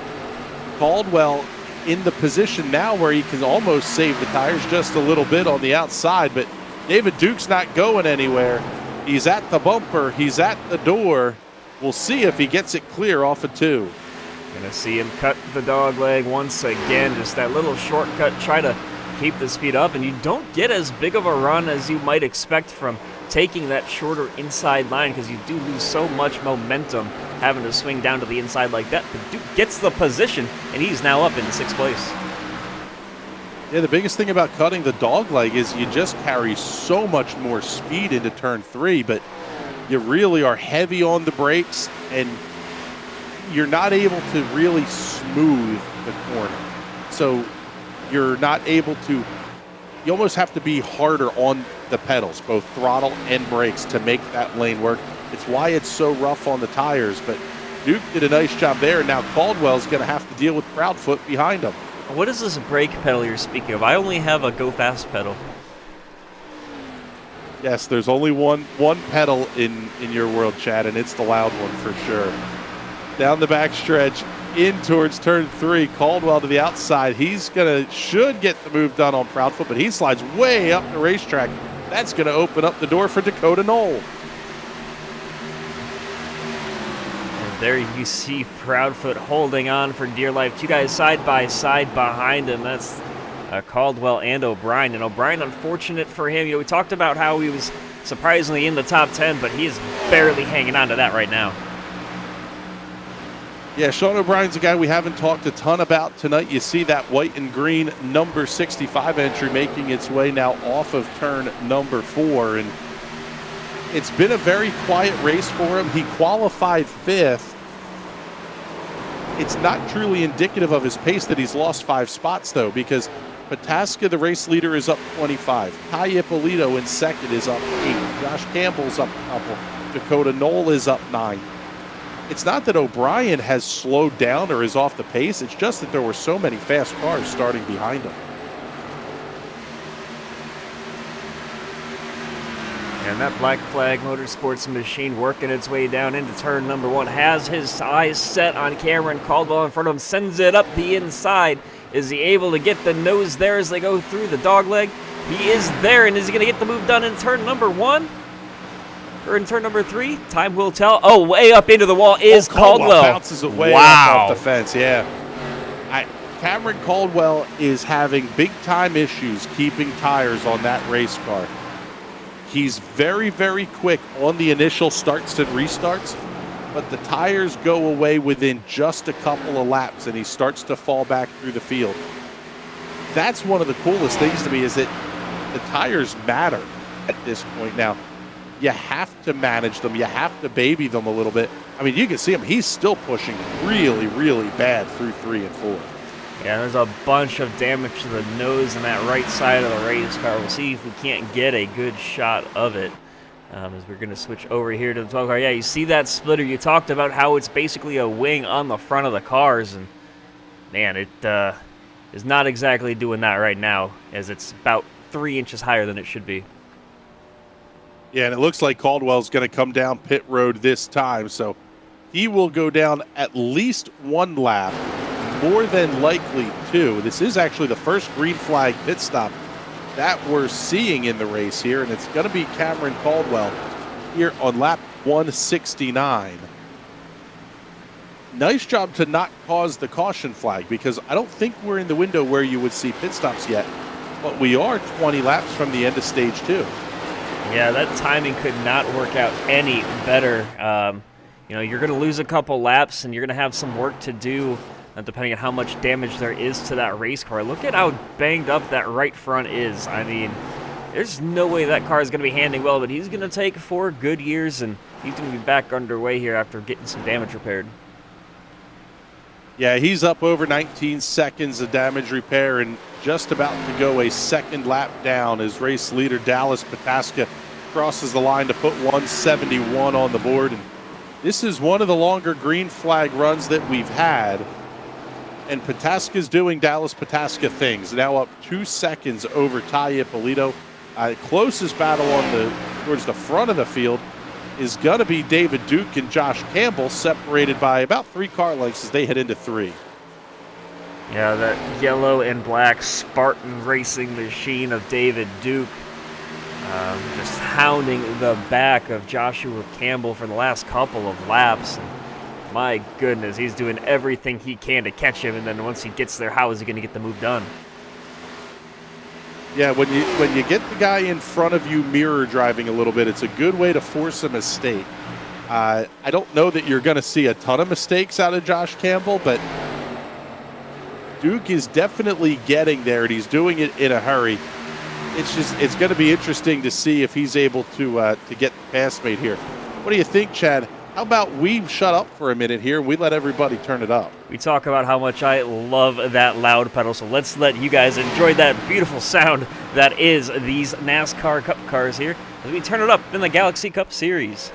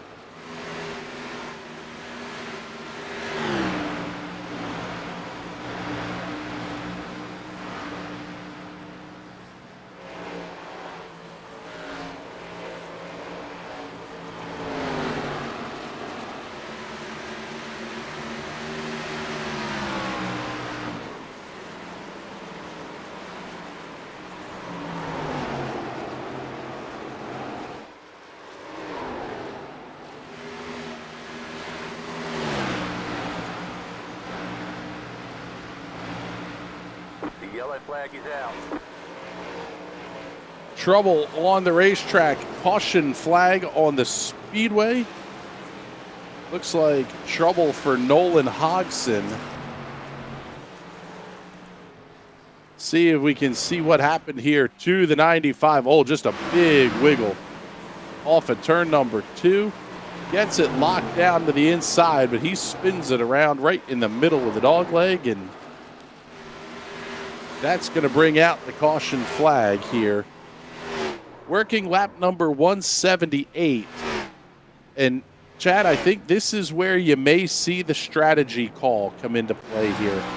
We're only 12 laps from the end of stage number 2. Do you risk staying out to get the tires and fuel at the end of the stage? I think that some of these guys further back might try to play a little strategy game, just say, instead of playing follow the leader, do the opposite of whatever the guys in front of you do as they work their way down, and who's going to be the first taker on pit road. Is anybody coming down pit road? Yes. Your leader stays, but everybody goes. But Dallas Pataska and Kyle Ammon. A couple of guys, towards the back of the pack. Princeton, Boisvert, and Hixson as well. But everybody else coming down pit road. Interesting choice. You know what? It's one of those calls that I think it's not the worst call to make here, because everybody's, I would imagine, you're going to stop at the stage break. Because if you get the long run to start stage number 3 and you stop now, you're going to be forced to make a green flag pit stop sooner than everybody else is. So when you start to look at how some of the strategy numbers are going to play out, I mean, I'll run the math here real quick, but things are not looking real good. I'll say it that way. For a lot of these guys who came down pit road now, they're going to cycle back to the front at the end of the stage. But it is a huge risk if we go green long into stage 3. And we've seen how dominant Dallas Pataska and some of these dynamic cars have been. But the good thing, if you're Dallas Pataska, is you do have a 4-car buffer between M and Princeton, Boisvert, and Hixson that really is basically just a moving roadblock for the guys further back like Polito, Hixson, Campbell, Duke, those guys that have been hounding the top 5 all night long. Yeah, I mean, even the phrase is cautions breed cautions, and we're inside of now 9 laps to the stage break. You could luck out here and hit the end of the stage under caution, and now it's a totally different ball game that you're playing. So it's definitely an interesting strategy call. I'll say it that way, but we'll see how it plays out for all of these drivers as stage 3 gets ready to roll here in just a handful of laps. Yeah, we're down to 18 cars on the lead lap. Jason Chambers, of course, is the first car off the lead lap. He is 1 lap down, but up front, Dallas Pataska, man, just holding on for dear life on those used and abused Goodyear tires.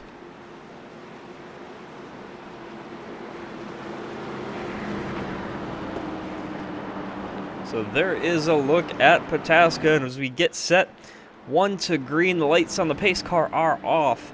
It's going to be Pataska, Ammon, Princeton, Boisvert, and Hogson, your top 5. All of those guys stayed out.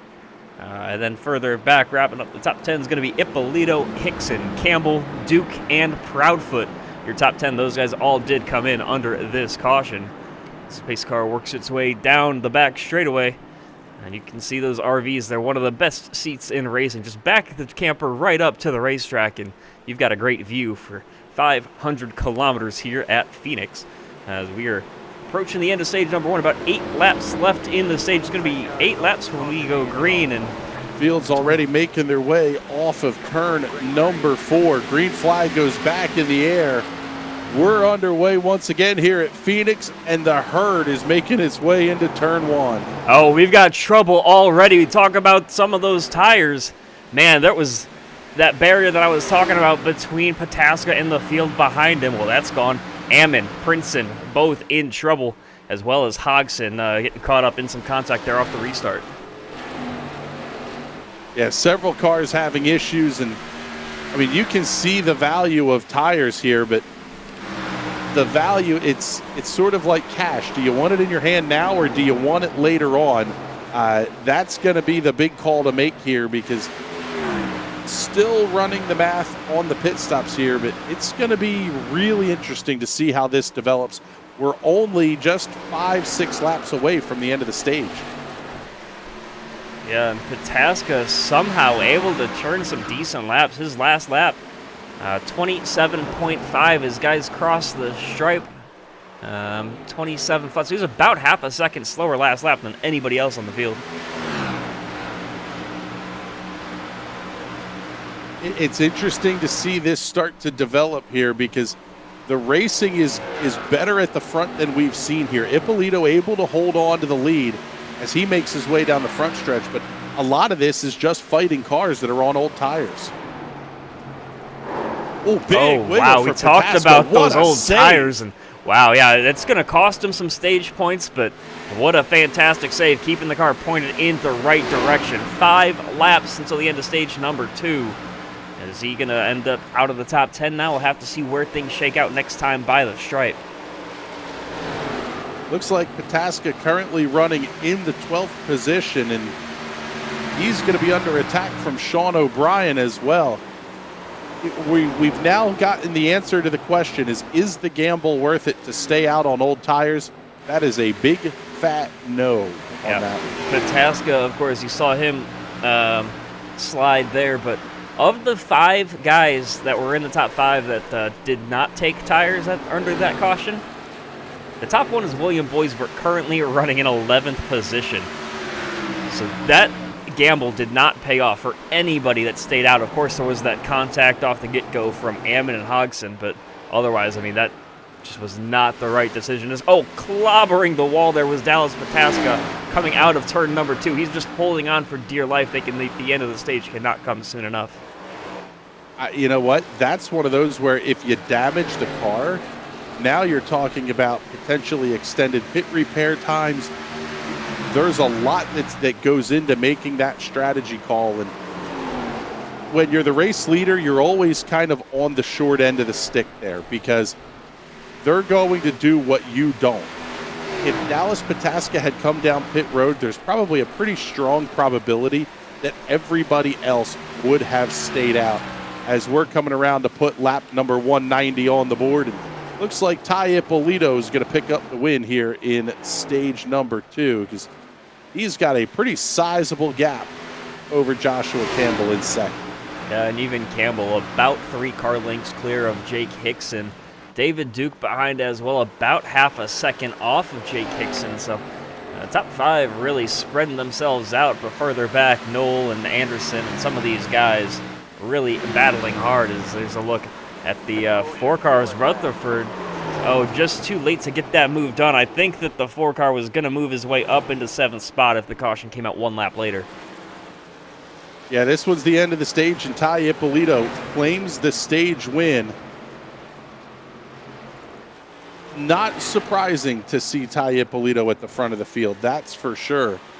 Now the big question becomes, do any of these drivers that stopped on lap 179 stop again? I mean, it's 20 laps on the tires, but it's a tough toss-up kind of question there. Dallas Pataska is the first driver that's only made 5 pit stops, and he's currently in 14th. William Boisvert is the first of the cars that stopped on lap 154. He's in 13th. So I would think you're going to see everybody down pit road. They're just going to be really, really tight on tires when we get to the end of this thing. Yep, still 120 laps if my math is correct. Yep, as a couple of takers down pit road, but for the most part, a lot of guys up front staying out. Top 3 of Polito, Campbell, and Hixson all stayed out. Figliola stays out as well, but David Duke and everybody on behind just freight training their way down the pit road at 55 miles an hour. That's going to be the big call here now is, can you get away with 20-lap tires? Talia Polito, Josh Campbell, Jake Hixson, Brandon Figliola. With the exception of Figliola, we've seen that top 3 be at the front. Everybody else, Dylan Kritz is going to have fresh tires, and that car's been pretty quick tonight, especially on the short run. Brandon Proudfoot, another guy who's really been quick tonight. They're all going to be on significantly fresher rubber when we go back to green. By the way, did we just lose David Duke? He was running in 5th position. I do not see him on the track at the moment. No, I don't have David Duke on the racetrack, so we'll see if there was a connection issue of some sort. It looks like David Duke is long gone here. What a tough break. He was having a fantastic day, yeah. Yep. I mean, and it was going to be a great points night for Duke. With some of the drivers he was battling in points falling by the wayside early, that is an absolute heartbreaker for David Duke. He's now going to go at least 1 lap down, even if it was just a connection drop and he gets back in. He'll be the lucky dog, but he's still going to have to fight pretty hard just to get back on the lead lap. Yeah, just unfortunate heartbreak there for David Duke at the end of the 2nd stage. I mean, he was putting on one of his best performances of the season, and unfortunately not going to be the case as he loses 1 lap and looking to lose a 2nd. Looks like his day might just be over. Yeah, it looks like David Duke's night is done. He does have a pretty sizable gap on Alonso Chicano. Chicano is currently not on the racetrack either. So David Duke looks like he's going to finish in the 19th position, but he was hoping for a whole lot more than that out of tonight's race. That indeed. 1 lap remaining here under caution before we get back rolling again. I mean, we're going to see a great shootout, about 120 or so laps here in stage number 3, and these guys are going to be battling hard. We've seen it before, cautions breeding cautions, and that's happened all night. We had a caution, 2 or 3 cautions in a row during that 2nd stage, and we're already up to 11 cautions for 46 laps so far tonight. Another one to watch is going to be Dallas Pataska. 44.1 seconds on pit road that last time by to repair the damage after contact with the outside safer barrier. It'll be interesting to see if Pataska is able to charge through the field. We're off of 4 green flags in the air. Stage 3 is underway here at Phoenix. Your top 4 all stayed out under that caution. Brandon Proudfoot currently running in the 5th position, took tires, and he's the leader of the guys that did come down pit road that last time. One car way loose down to the inside. Caution flag is out. Trouble on the racetrack. And that's William Boisvert. I say there were a couple of cars that may have been around there. We'll try to take a look. Oh, Boisvert huge into Dakota Knoll in the 55. Yeah, we'll have to go back again and take a look at what happened to Knoll because It actually looked, Knoll was spinning. I mean, I would think you wouldn't even attempt the move if you see somebody that loose. But, man, that was a huge hit for Boisvert into the outside retaining wall. Yeah, just as we said, cautions breed cautions, man. Oh, my goodness. Yeah, Dakota Knoll in the 55 took a pretty big shot there as well.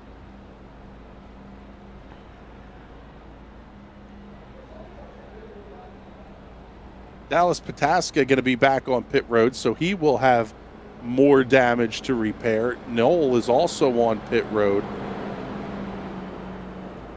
Looking for Boisvert. He may have already disconnected here, so tough break for William Boisvert. And now David Duke is back in the session. He'll be able to pick up the spot on Boisvert. He won't be the first car one lap down. That's going to be Thomas Rutherford, but I believe he may be the lucky dog this time.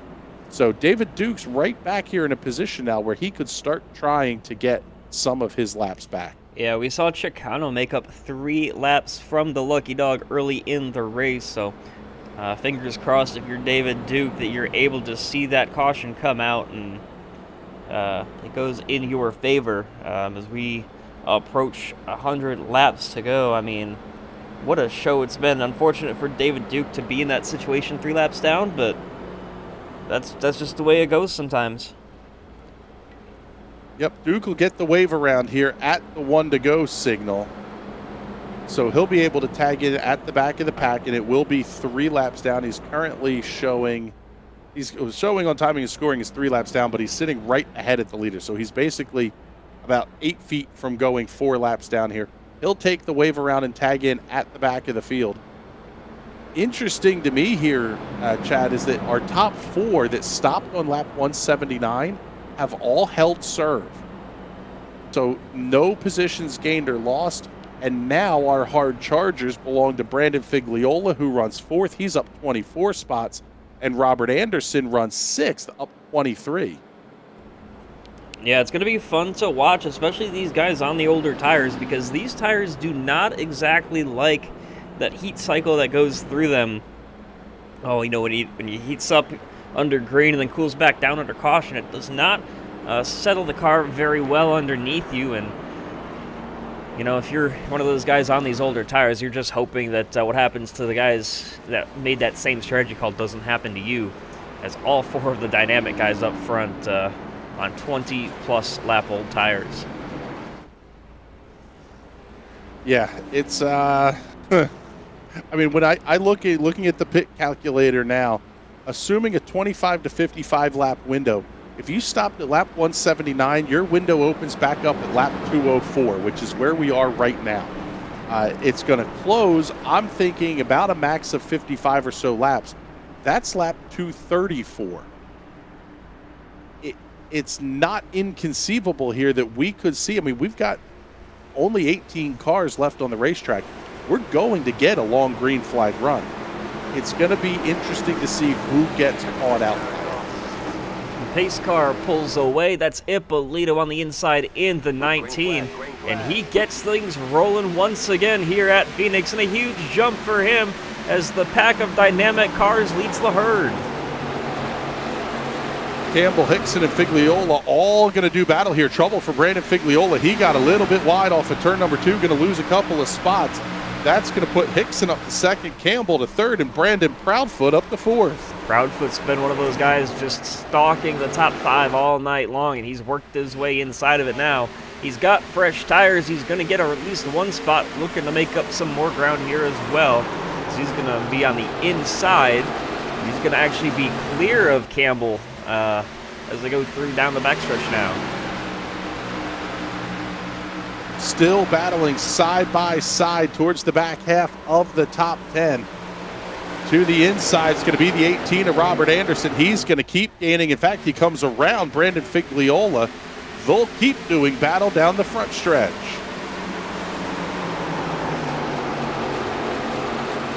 And this is the first time we have seen your leader not get an incredible jump on the restart. He's still only cleared by about a car length or 2 over Jake Hixson and Polito, but Proudfoot there, right there on the back bumper. All thought about peeking to the inside of Hixson, but he makes the decision not to do it, and he's going to settle back in 3rd for now.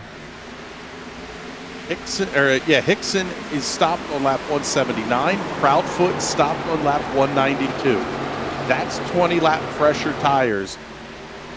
The dynamic cars are not as dominant at the front of the field without the good rubber on those on all 4 corners here. So the interesting one now, the other thing that's going to be a storyline is on that late caution, does somebody try 2 tires just to gain the track position?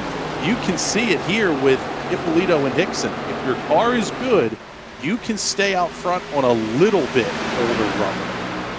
Maybe not 30, 40 lap tires, but they're making 20 lap tires work. Yeah, and as they wear down, of course, you're not going to be able to go as far on fuel. That window for the pit stops is getting ready to open here as well. Who's going to be the first one to make that strategy call? I would expect it to have to be maybe Figliola here in a couple laps, just to be the first taker and see if he can't make the strategy call work out in his favor. Yeah, that's going to be the one that I would think would try the undercut. Currently running in the 7th position. Everybody else around him is on significantly fresher tires, and Dallas Pataska is on lap 197 tires. So he has an additional 5 laps on everybody else in front of him as well. You can't let Pataska totally get to the front of the field here and then check out. And not at all, because even Polito, you talk about drivers checking out, he's trying to, but just can't do it. As now it looks like got a change for 2nd place. Proudfoot got around Hixson. Yeah, and he made the pass pretty cleanly there in turns 3 and 4. Gonna go to work here on Talia Polito. This is where the strategy call to stay out front is going to benefit Polito, Hixson, Campbell. Once they make their pit stops, everybody else is in the danger zone, because if you get a caution flag before your time on pit road, you're going to cycle back behind these drivers that already stopped. It's not as huge of an advantage as it is at a longer racetrack, because you are going to go a lap down making a green flag stop. But even little things, if you stopped on lap 179 and you make your pit stops, you're going to be on fuel potentially to about lap 310. So the fuel game could come into play here late as well, depending on what lap you choose to make your stops on. And of course, you mentioned lap 310, and if you get there, not only are you 2 laps short on fuel, you have some saving to do. But then you have the question of, what about a green-white checkered? Are you able to do anything with that? Because we've seen it time and time again where you have everything in your favor, timing it just right on the fuel strategy, and then everything comes crumbling down like a house of cards. Just one thing goes wrong and the whole thing falls apart. Yep, we're seeing it right now with Brandon Proudfoot. He's able to make that inside lane work through turns 3 and 4. You're going to slide up just a little bit on the racetrack here, but he's able to keep that tighter line, and he's nickel and diming the distance out of the lead that Talia Polito has. seems like everybody is now kind of in wait-and-see mode. When do we have to make the stop? As Proudfoot's going to cut the dogleg and look to make the bid for the lead into 3. He is alongside at the door on the inside, and he's going to get the move done down the front stretch, possibly? No, the 19 has a ton of momentum on the outside. Yep, the spotter's in his ear. Door, bumper, and he's not quite to clear yet, but he's going to get it done here into 1. Polito tried to fight back, but he's going to fall in line off of turn number 2. Lap 213 on the scoreboard. We are at 100 laps to go here at Phoenix. And we've seen 213 fantastic laps of racing, 100 more to go, and I kind of don't want it to end because these guys are putting on such a fantastic battle up front and all throughout the field. The battling's good everywhere. In fact, the battle for third is starting to heat up as well here. Dylan Kritz is going to cut the dog leg as he's got Jake Hixson all over his back bumper. This is another of those battles between 192 and 170. Oh, contact! Kritz just about goes around. What a save! From How both of did them. we not wad up a bunch of race cars? Wow! That's just phenomenal driving, and the fact that they didn't lose it. Oh, there's more contact back behind them as well. Wow. Was that Knoll? Yes, that was Dakota Knoll in the 55. That man's been a bit of a pinball tonight, getting bounced around in everybody else's stuff, but he keeps that red and white CI number 55 pointed in the good direction off of turn number 4. We stay green, but now we are absolutely in the window now, Chad, because these guys are having an incredibly difficult time holding on to these cars. Yeah, that Cincinnati Chevrolet working its way down, and those tires are worn. He's only got 20 laps on them, but when you slide it like that, that just builds up way too much heat, and you need to find a way to cool them off somehow, or else you're just not going to have a good time out on the racetrack. Yep, we're actually, David Duke, the poor guy who gets disconnected here, hasn't gotten the yellow flags that he needs to get back on the lead lap. Now we're in the portion of the pit window where everybody is going to have to stop. Even the cars that stopped on lap 192, they're looking at 30-plus laps on their tires. The strategy game has closed. The window has closed back in for everybody here, because even the leaders' tires are going to start to fall off now. In fact, I think we're seeing that a little bit here, because Polito is all over the back bumper of Brandon Proudfoot for the lead into 3.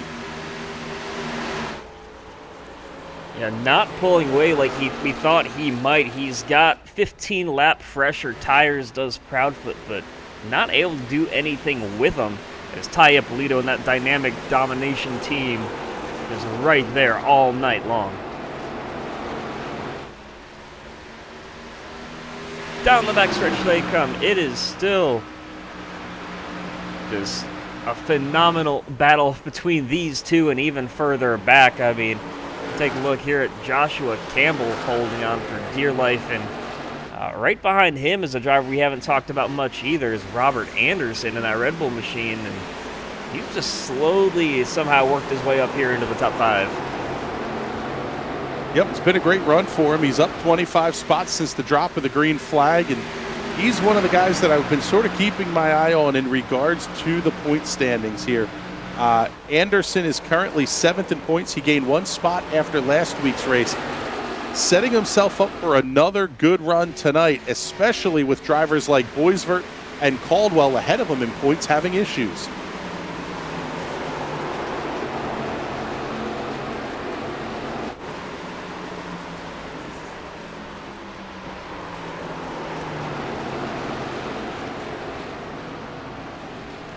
Further back in the field, these guys, this is Mabry and Drumhiller at the back of the pack, and they're just struggling out there, just hoping for a caution, get some fresh rubber on their cars, because even though they're only 30 laps into the run, I mean, they are just sliding all over the place and a decent chunk off the pace. The last lap was a 28.5 compared to the leaders that ran 28.3s, and they're on even older tires. Yep, that's where the lap times really start to fall off, is when everybody is on the old tires. It really becomes who's able to control that right foot the best. These cars, you steer a lot with the throttle pedal. Maybe not as much as a car like on dirt or some of the kind of insanely overpowered cars, the Nissan GTP and some of those, but you do steer the car a ton with how you apply or not apply the throttle. The touch that is required is really pretty amazing. And we're seeing it in Dallas Pataska. He's been able to make up the ground with everybody on that level playing field of very old tires. Yeah, we're talking about, tires and pit strategy an awful lot, but that's just the way that these races have kind of worked their way up to be. I mean, we don't have a dominant single driver in this series, but we have a dominant team and dynamic. But all those guys are on a very level playing field and doing their best just to hold on and waiting for that caution, because Proudfoot trying his best to pull away and can't do it right out in front of Polito. I mean, when you think about it, the world of Formula One has been Mercedes dominant for almost a decade now. Everybody else on the grid, it's strategy calls. That's how you're going to beat them. You have to be able to outthink what's going on. What is this lead team going to do? And if you're doing the same thing they are, you're never going to get ahead of them. So now it becomes, when do you make the stop? In this range here at lap 226, you're in that ballpark on fuel. You're looking at lap 281 plus. That tells me that we're potentially, I guess it would have to be about lap even almost 260 to get to the end here. I don't see anybody going an additional 30 laps on these tires. So you're probably looking at 2 more stops here. It's when do you make it and how do you get ahead of those dynamic cars?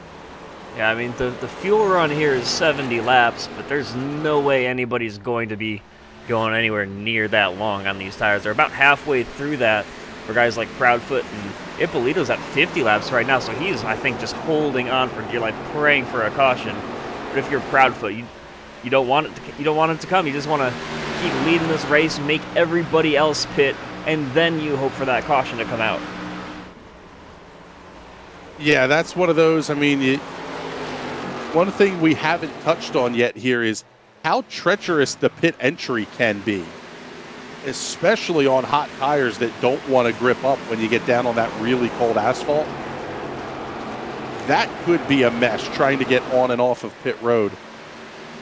We're heading for a whole lot of excitement here in the next anywhere from 10 to 15 laps or so.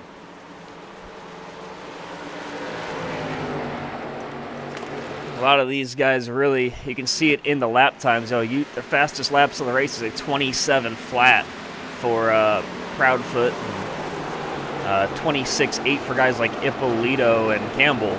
Their last lap's 28.5s across the board. They are well off of what they normally run. Yeah, they're 2 seconds off the quick lap time, and the battle for the lead heating up here in 3 and 4. That's a gutsy call there to be side by side battling for the lead here on tires that are this old. But we've got an old-fashioned Wild West shootout here headed into 1.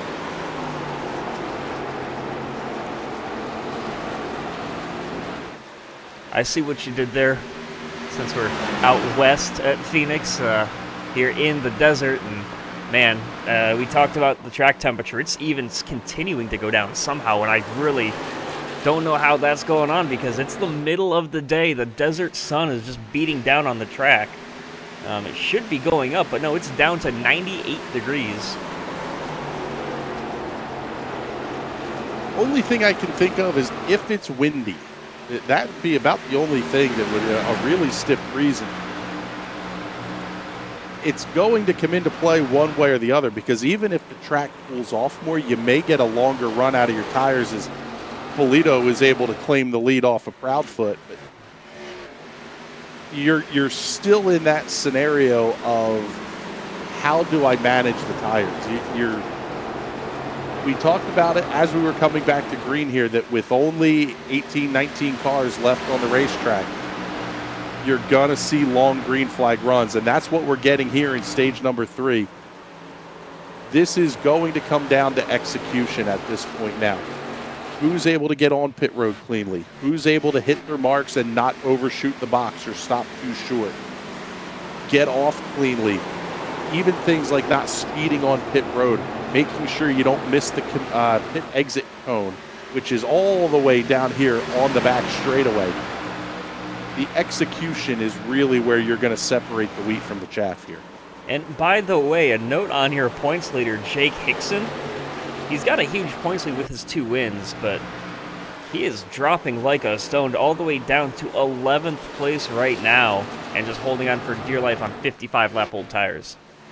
That tells you it's impressive what Polito and Campbell are able to do at the front of the field here. Now, Hixson does have the disadvantage of he's fighting dirty air, which is absolutely huge. When the car's not making mechanical grip, you can sometimes lean on the aero just a little bit. But that's not going on for Jake Hixson right now. He's in a world of trouble back here. Yeah, so still Polito now back out front leading the way, and he's gapped the 6 of Proudfoot by just a little bit. We just saw Proudfoot just a little bit sideways coming off of turn number 2. I think even he, with the fresher tires, just holding on because, I mean, they cannot feel very good this deep into a run. 57 laps run for Talia Polito on his current set of tires. Make that 58 now. And all that he is doing is waiting and waiting. But he's about 10 laps from being out of fuel.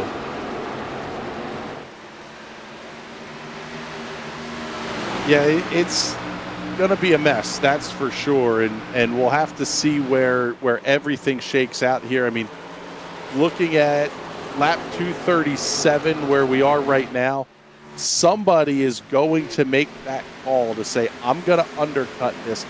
You're really close to being able to make it here on one more stop. Who makes that call, or do you try to push it to that lap 250, 255 window where now you know you're good on fuel to the end? Yeah, I think you're gonna have to just wait and wait and wait. And the first person that takes to pit road, first of all, who is it going to be? And second of all, how does that impact everybody else around them? Because it's one of those things where once somebody comes in, I think you're going to have a lot of takers. Yeah, absolutely. I mean, it's going to be a mess for sure. I mean, there's just no way around it. So it will definitely be interesting to see, that's for sure. Polito able to open the gap up to almost a second and a third.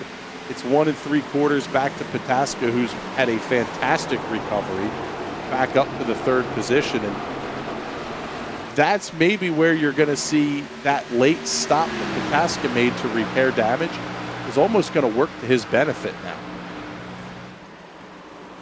Yeah, and you talked about, how treacherous this pit entry can be. I mean, it's very flat. It's around a tightening corner there off of turn number 4. And that pit wall on the outside, that jumps right out at you and can be very, very dangerous for some of these guys trying to come down, especially on older tires. And the one thing you don't want to see if you're one of those guys that tries to do the overcut and stay out as long as you possibly can, if you're one of those guys, you're kind of just hoping that the caution falls at the right time for you and not for anybody else.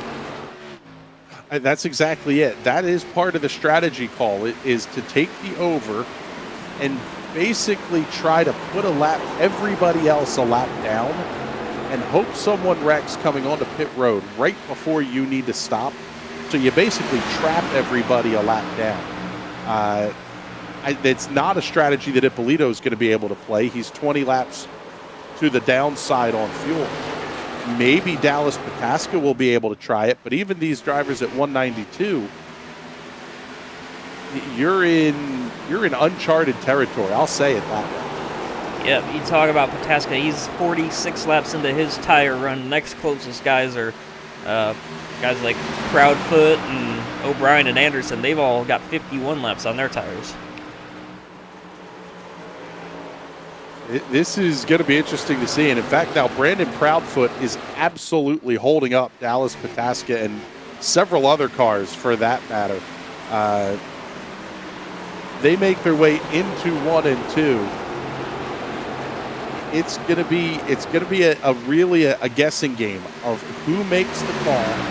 And that's where the dynamic cars really have an advantage here. Everybody is in their own Discord servers, talking to each other on the team about when they want to make their stops.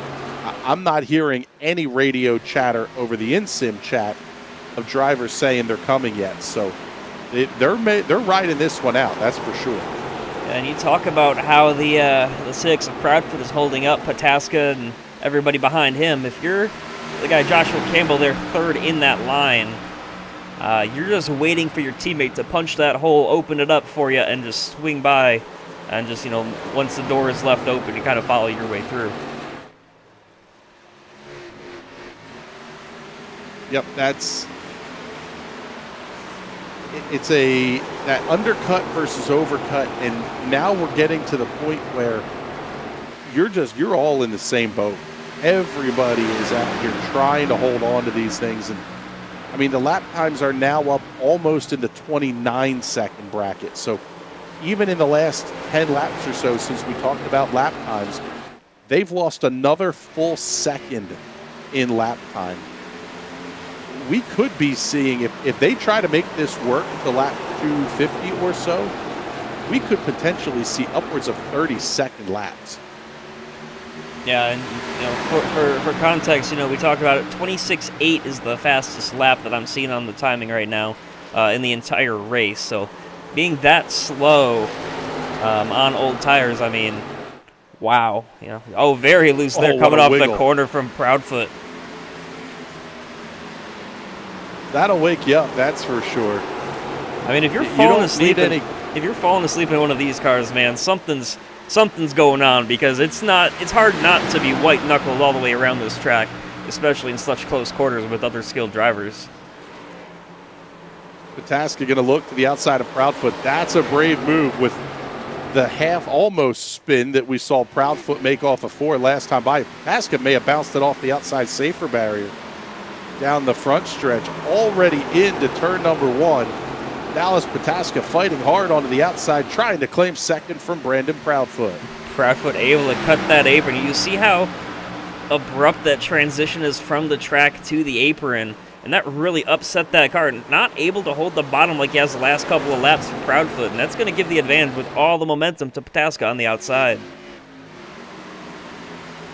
Lap number 250 on the scoreboard. Talia Polito, the race leader, by nearly 4 seconds over Dallas Pataska, who should clear Brandon Proudfoot off of corner number 2. He gets the job done.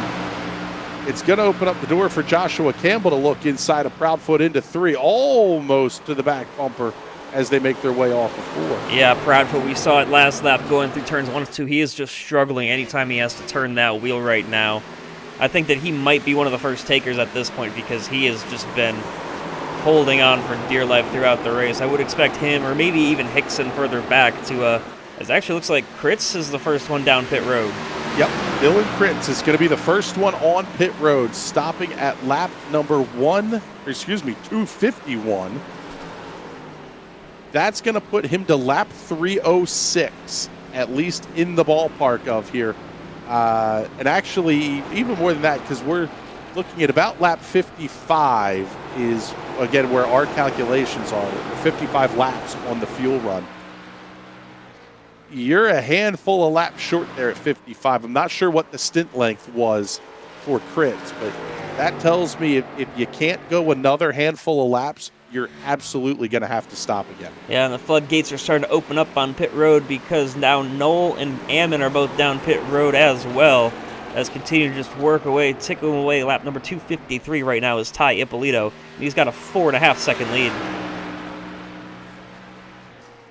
Utterly dominant is what the dynamic cars have been tonight, and Ty Ippolito is at the front of the freight train right now of those dynamic cars. Dallas Pataska running second, Joshua Campbell third.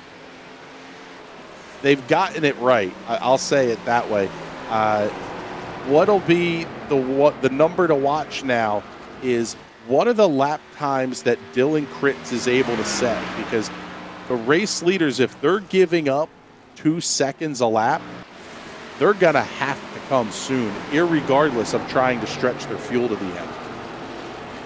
I mean, his last lap for Dylan Kritz was a 27 flat, a full 2 seconds or so faster, or sorry, second and a half faster than what Talia Polito just ran. Definitely able to make up some ground and doing it in a big way for Dylan Kritz. Watching the interval between Kritz and Jason Chambers on the racetrack, that number is dropping a tenth every quarter of a second or so. I mean, that Kritz machine is absolutely flying right now. Sean O'Brien going to be the next taker out of the 5th position on the pit road. We talked about it now. It's down to execution. Don't make the mistake on pit entry. Don't make the mistake getting in your box. Don't speed. And look at the 36 just all over the back bumper.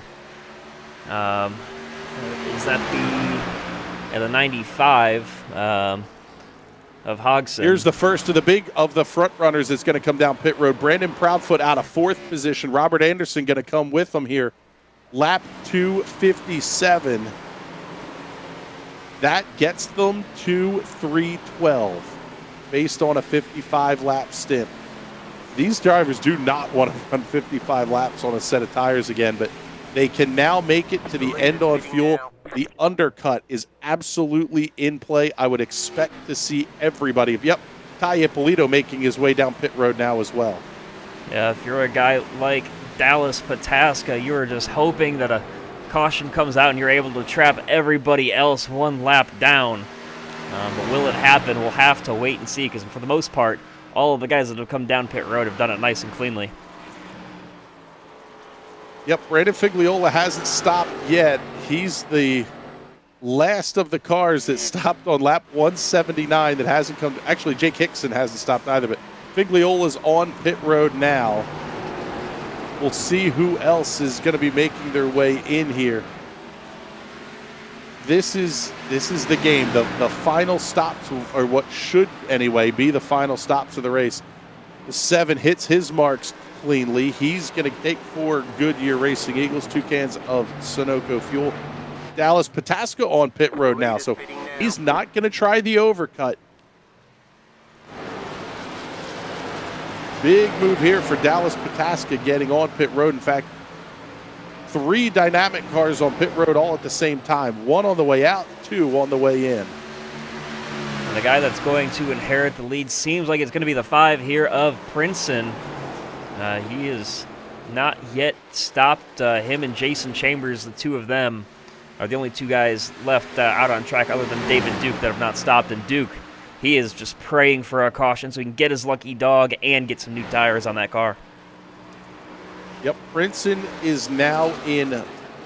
He's committed, and he's been aggressive all night on strategy. He's stayed out multiple times under yellow on old tires. He's been aggressive. Now he's made his bed. He has to run until he can't go anymore. Worst case scenario, he's going to fall back to about 13th. If he gets really lucky, potentially Alex Princeton or Jason Chambers could be looking at trying to trap everybody lap down. At this point, though, Talia Polito is only 10 seconds back and closing in a wicked hurry. Yeah, 28.7 the last lap for Alex Prince, and Talia Polito 27.1. But man, Joshua Campbell last lap into the 26s. That's his fastest lap of the race, it looks like. So he is definitely churning laps out right now. Not only churning laps, but getting them done in a way that's going to put him back into the race lead, and with a nearly 5-second lead over Dylan Kritz. without a yellow flag, it's not going to be a cruise to the finish for Polito, but it's going to take a lot of work to get caught up to him. And every bit of work that you do to catch back up is just more life you're taking out of your tires.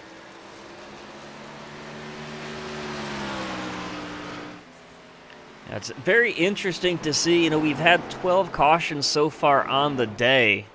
But the thing is, you know, just when they have fallen, because this is the first lengthy green flag run we've gotten all night. I guess it just took the drivers a bit to get acclimated to everything going on around them because, my goodness, I mean, they are putting on just a clinic right now.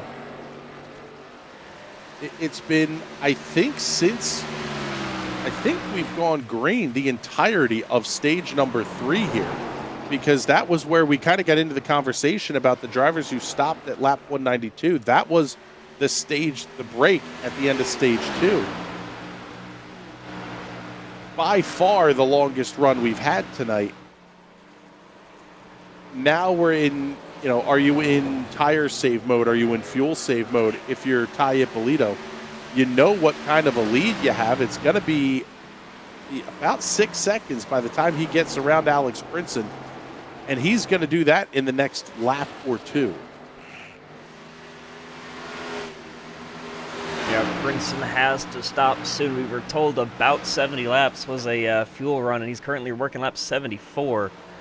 I don't know when it's going to happen, but it has to be soon, probably next time by? I would tend to think so. Once you get past for the lead, the strategy game is up at this point. Because even these drivers who stopped on lap 257, they're all going to come for tires. So if you're Princeton, you need to milk this as long as possible. If we get a caution in the next couple of laps, oh well, here we go. Looks like Princeton's going to come down pit road this time. But I say if we got a caution this lap, next lap, whatever, Princeton's now going to stop with everybody else out of P2. He's the big winner in the whole cycle. Now he's going to fall back to about 17th position. And he may even go a lap down at this rate. Yeah, it's unfortunate you don't get bonus points for leading a lap because that's where that strategy call would really come into play. But unfortunately for him, he's going to lose a ton of time here on pit road in that number 5 Caribou coffee machine. Crew's getting the work done here and doing it fairly quickly. 14.8 seconds, and Princeton's back on his way, but he's down in 16th position, and he's actually going to be among the cars that are a lap down. In fact, he's going to be 3rd or 4th in line of the lap down cars. Currently 12 cars remain on the lead lap. How about we cycle through the field here with run down everybody that's remaining on the racetrack. Race leader Talia Polito making his way off of turn number 2 and down the back straightaway. He's held the lead here, and the gap is 7.9 seconds and growing for Polito over Dallas Pataska, who has about a half second over Brandon Proudfoot. Pataska had some early issues where, I guess about mid-race issues, where he was having trouble running the old tires, smacked the outside wall, had to do a pretty significant damage repair. That was at about lap 195 that he made contact with the wall, stopped on 197. Dallas Pataska now back up to the 2nd position. And Proudfoot currently running 3rd, 7 seconds back, so Polito gained a ton of time on track with his strategy. Then Proudfoot, Campbell, and O'Brien Jr., your top 5. Then it's Chris Anderson, Figliola. 9th is Kyle Ammon, and then Nolan Hodgson wraps up the top 10. 11th place, Dakota Knoll is going to be the last car on the lead lap. Thomas Rutherford, the first car, 1 lap down in the 12th position. Jake Hixson, a lap down as well. He was an early race factor as well, had some issues. Took an EOL penalty, at least we think it was an EOL penalty, for not letting the leader pass on a restart. Came off behind Christ in 2nd and looks like he restarted as the race leader. That got him the EOL penalty. He has not completely recovered from that, although on the pit stops here, he was 4th or 5th when they came in. So we'll have to take a look and see what the issue was there for Jake Hixson. Brian Mabry runs in the 14th position. Randy Drumhiller 15th. 16th is Alex Princeton. And the last car on the racetrack is 17th place Jason Chambers. Like David Duke, the last car to pit, he was trying everything he could to get his laps back. Of course, had that disconnection earlier on in the race, and unfortunate to see for him not getting the cautions that he needed to make up some time, because we saw Chicano make up 3 laps early on from being the lucky dog. Unfortunately, did not go his way for David Duke tonight. He is last car on track, 4 laps down. Yep, 19th place, Dylan Schmidt is out of the race. Also, William Boisvert in 20th. Chicano, 21st. 22nd, Cameron Caldwell. 23rd, Philip Lloyd. 24th, Andrew T. Jones. Jason Taylor, 25th. 26th is Dustin Webb. 27th, Kevin Franks. 28th, Mike Tellier. 29th, Joshua Gaiman. And 30th place, Dane Cruz. Rounding out the field here is... We're getting down to the nitty-gritty here, but there may not be a whole lot of gritty in this one, as Talia Polito is still about 6.5 seconds up, but the gap is shrinking to second place, Dallas Pataska. Yeah, Pataska 0.3 faster last lap, 27.6 compared to the 27.9 of Talia Polito. Just doing everything he can for Pataska to catch him. And even if a caution were to come out, if you're Pataska, you say, great, I will take the free time and get right back up to him and probably work my way around Polito somehow. But if you're Talia Polito, just like stay green, hit your marks, run your laps, and do everything you can just to hold on to this race, as we're at 35 laps to go at the stripe. Yeah, third place running Brandon Proudfoot only has 2 starts this season. However, he is going to make up a ton of points. He's currently 32nd in the point standings entering tonight's race. He's 12 points back of Cody Lute, who's 31st. And it's literally little handfuls of points here separating a whole fistful of drivers from 15th back to about 30th in points. If Brandon Proudfoot's able to hold on to this podium run tonight, he is in position for a huge points haul. Yeah, and talking about how close the points are, look up front, Jake Hixson. He's got a 39-point lead, but then from second back to about 7th is separated by no more than about 18 points, all separating Ippolito, Kritz, Boisvert, Caldwell, and Figliola. So those top 6 all very tight in the points, except for Jake Hixson, who's pulled away after 2 wins early on in the season. Hixson's done the dominant thing here the last couple of weeks without a ton of help here. He won't go back-to-back, though, or back-to-back and pick up a 3rd straight win. Ippolito is looking for his 2nd win of the season. We could have a little bit of a shakeup here in the points, though, because Dylan Kritz, who runs 3rd, does not have a win, so he's going to fall in behind everybody that has a race win. He's running in the 7th position. 4th place, William Boisvert is out of the race in 20th. Cam Caldwell is 22nd and out of the race. Brandon Figliola currently runs in the 8th position. He's 6th in points. Robert Anderson's another one who's going to have a pretty good points night here. Several drivers are in position to gain and lose in a pretty big way. The biggest of those is Dallas Pataska right now. Currently 10th place in points, and he's going to gain a ton on these drivers tonight. Could even potentially get in towards the top 5. And laps just ticking away. If you're Talia Polito, that checkered flag cannot come soon enough. Approaching 30 to go now, but that gap is about 6 seconds and remaining pretty steady right now. They match each other down to the 10th of a second, that last lap between Ippolito and Pataska. Pataska's holding the gap at about 7 seconds. He's not losing too much, but he's not gaining a ton of time either, though now starting to fall in and hit some lap traffic here. And now we're in the point of the race, Chad, where we're down to about 30-ish laps to go here, 40 laps to go. You're going to see everybody stop if we get the yellow flag. If we don't get the yellow, you are completely in tire management mode. Yeah, tire management, we talked about it very much this entire green flag run, how the guys were running 70 or so laps and things got very squirrely. And these guys have put 28 laps currently on their tires, and there's 28 more to go. They're going to be at about 55 or so laps on their tires at the end of this run. And with as squirrely as these things get on old rubber, it's just holding on for dear life. And a caution can't come soon enough. I'm sure just about everybody would come down pit road if one were to come out. Yep, and then if you get the late race caution, then you have to start the thought process of, do I try 2 tires? Is it worth the track position gain?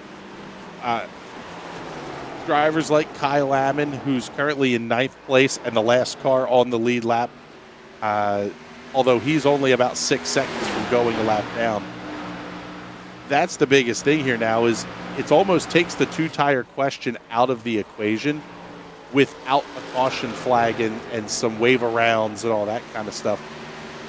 With only 9 cars on the lead lap, your 4 tires, put fuel in it, and let's go.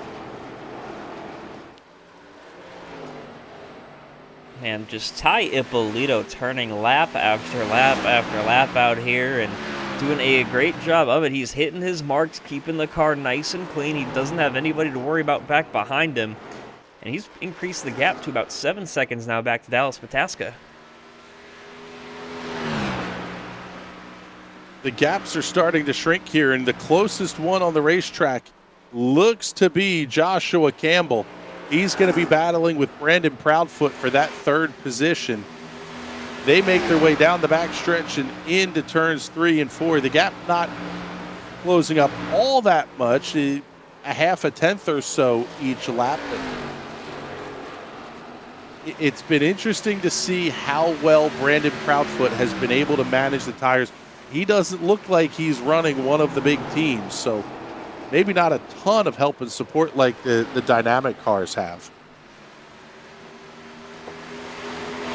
Yeah, Proudfoot just kind of holding on for dear life, trying to maintain that maintain position there, and you can kind of see how these cars are all bunched up. I mean, Proudfoot, Campbell, and O'Brien all right there within a couple tenths of a second of one another. You look at those 3 entering turn number 1 there. They're just going to be fighting these last 23 laps, and I can tell you, I don't know who's going to take that 3rd and final step on the podium, but they're going to be putting on quite the show to see who gets it. Absolutely, and starting to look at some of the numbers here, we do have the questions of, do you have enough fuel to make the end here? If you stopped on lap 257, you're going to get to lap 312, assuming that 55 lap stint. That's a whole lot of hold on time. For drivers like Dylan Kritz, who stopped at lap 250, the window is even narrower. He could be as many as 5 or 6 laps short of the finish here.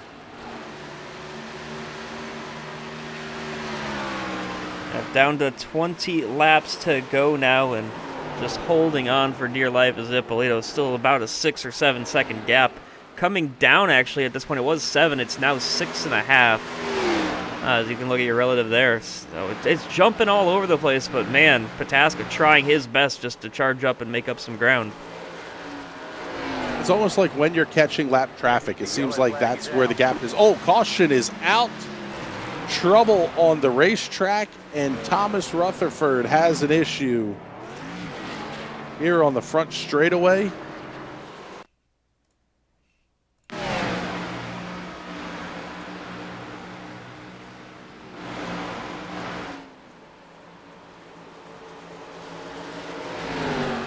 Can't see what happened here on the replay. Yeah, coming out of turn 4, just lost the back end. Maybe the 5 took the air off the nose and spun him out. Collected another car in there as well. Might have been his teammate David Duke that flashed by there. Yeah, you never want to see the teammates banging into each other, that's for sure. And We can now officially throw all the strategy questions out the window here. Everybody's going to come down and take tires. They will have an equal shot here. The biggest thing is that Talia Polito has a pretty sizable gap on Dallas Pataska coming onto pit road. We'll call it 6, maybe 8 car lengths as they make their way down here. But hit your marks. Don't screw anything up. And you're at least going to give yourself a shot at the win here as all 9 cars on the lead lap make their way down pit road. Nolan Hixson will get the lucky dog. He'll be able to come back onto the tail end of the lead lap. And for Dakota Knoll, Jake Hixson, Alex Princeton, they're on wing and a prayer time now. Is anybody going to do the strategy call and take 2 tires? Looks like both Ippolito and Pataska taking 4. And they're both down and away. As maintaining the lead is going to be... Actually, did Pataska just take the lead? No, okay. So it's going to be Ippolito, then Pataska off pit road 1-2, the same way they came in. Yeah, Polito, 14.08 seconds for 4 Goodyear Racing Eagles, Toucan Sunoco Fuel, 14.65 for Dallas Pataska, 14.28 for Brandon Proudfoot. He's going to climb to the 3rd position. 14.60 for Nolan Hixson, although he looks like he is back in on pit road now. Joshua Campbell, 15.20, is going to take 4th.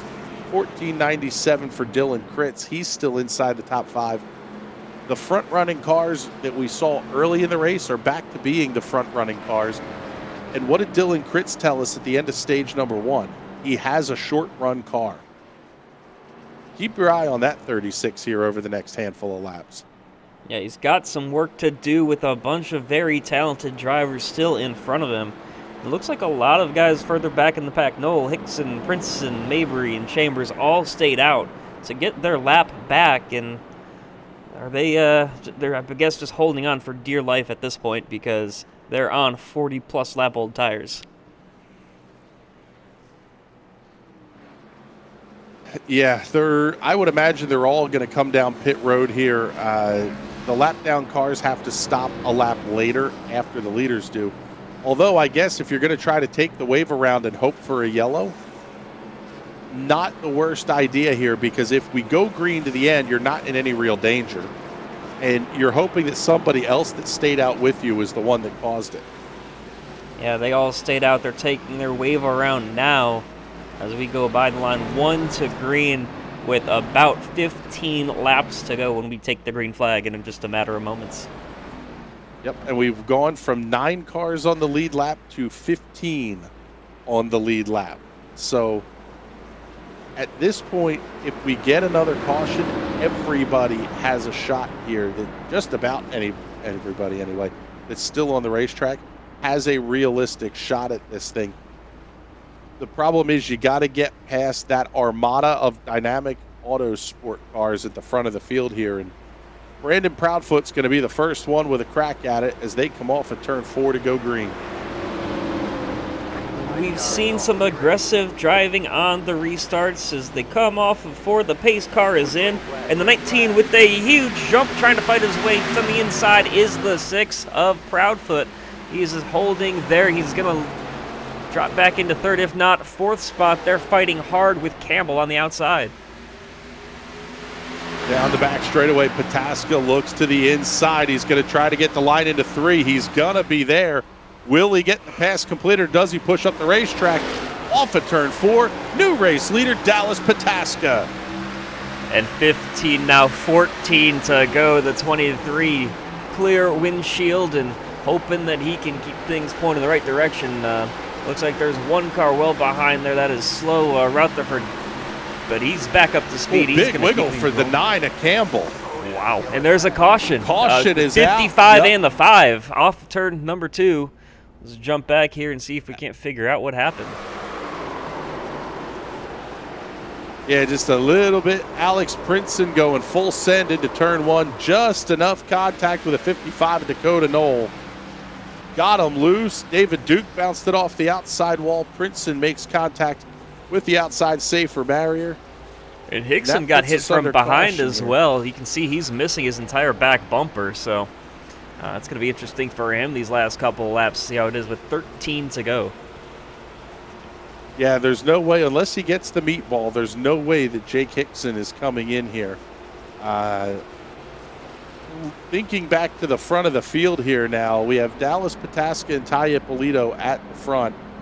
Everybody who didn't stop on the last caution is going to come in this time. See, Brandon Figliola thought about coming in, but he's going to swing back out. But Nolan Hodgson, Jake Hixson, Brian Mabry, Jason Chambers, Alex Princeton, they're all going to head down pit road. Also, Dakota Knoll. Made the crack about the Wild West shootout. We're about to get one for real here in a big way, Chad. There you see the 55 working his way down pit road, and man, things are heating up, especially here if you're the 96. A little barbecue going on at the front of that car. By the way, that update to the smoke just looks incredible. Yes, it does. That's one of the big changes, and it, quite frankly, has been disorienting to a number of drivers, because iRacing went from a smoke and particle rendering that you had some vision through it. You could see a little bit, at least, where a car was. You cannot see a thing through the smoke now at this point, especially the closer you get to it. It makes things very, very difficult. So if you're a leader in lap traffic and they wreck in front of you, you're really on hope and prayer mode there. Yep. Just about everybody up at the front of the pack is on equal footing. They've all tied the top 10 that came in 8 laps ago.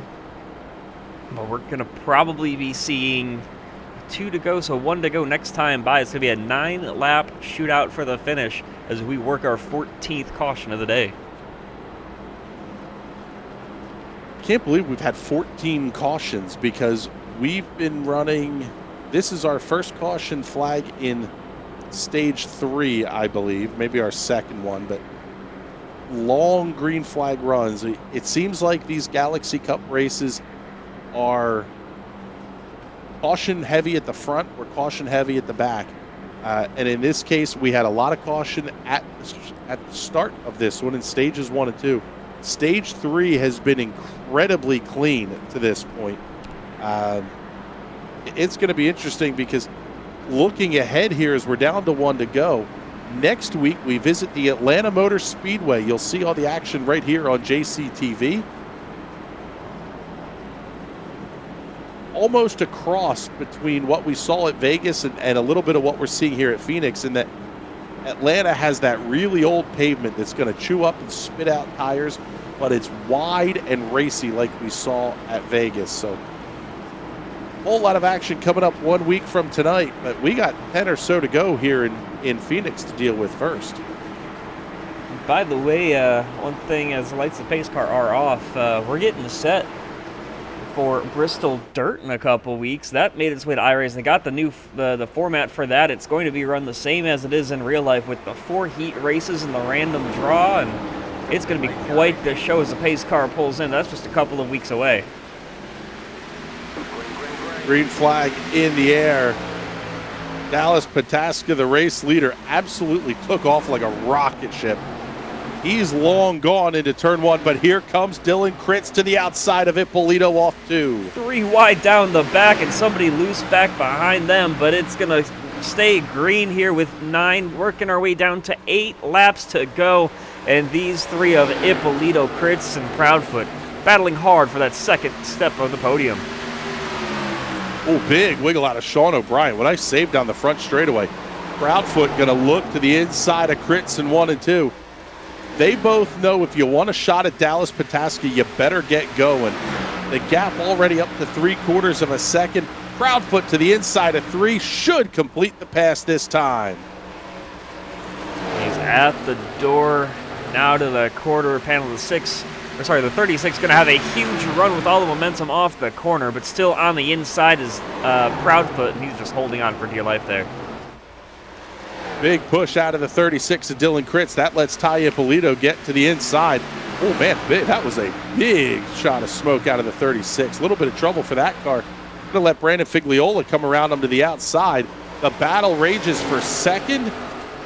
Down to 8 laps to go here. 7 to go now this time by Dallas Pataska by 1 1/4 seconds over Brandon Proudfoot. And look at all the damage to the back of that fistful of bourbon Ford of Brandon Proudfoot. You see him cutting that dog, like doing everything he can to keep the inside, saying, I'm not going to let you by. I'm not going to make it easy for Talia Polito. As Dallas Pataska starting to really pull away with things. Yeah, this one it could be all but over here. Oh, a little bit of a connection issue for Ty Ippolito. Saw him blink out there just a little bit. Not sure if it's Ippolito or Proudfoot that's having the connection issue, but man, that's a heartbreaker if you see that Q bar start to pick up in a big way here. As Ippolito all over the back bumper of Proudfoot.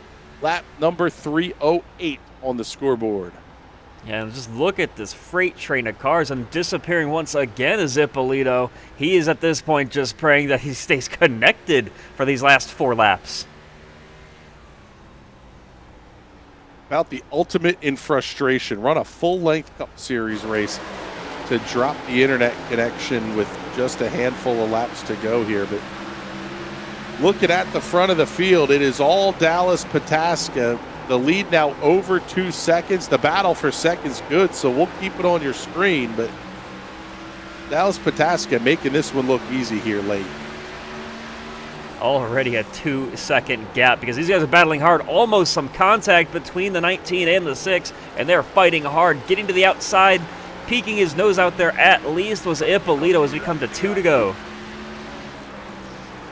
Down into turn number 1, Ippolito all over the back bumper of Proudfoot. He's not going to try to make contact here, but you almost got to worry about the netcode issue too when you have a potentially unstable internet connection as Ippolito backs way off the back bumper of the 6 here. Coming around to take the white flag here. 1 lap to go.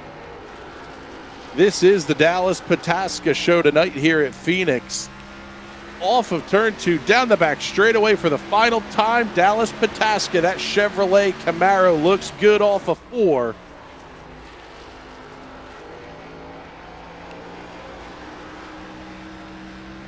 Down the front straightaway, checkered flag in the air.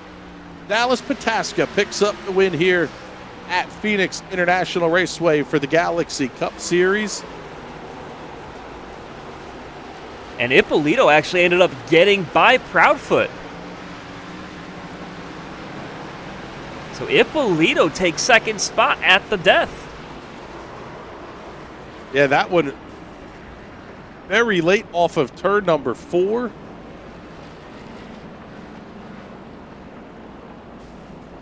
Wow.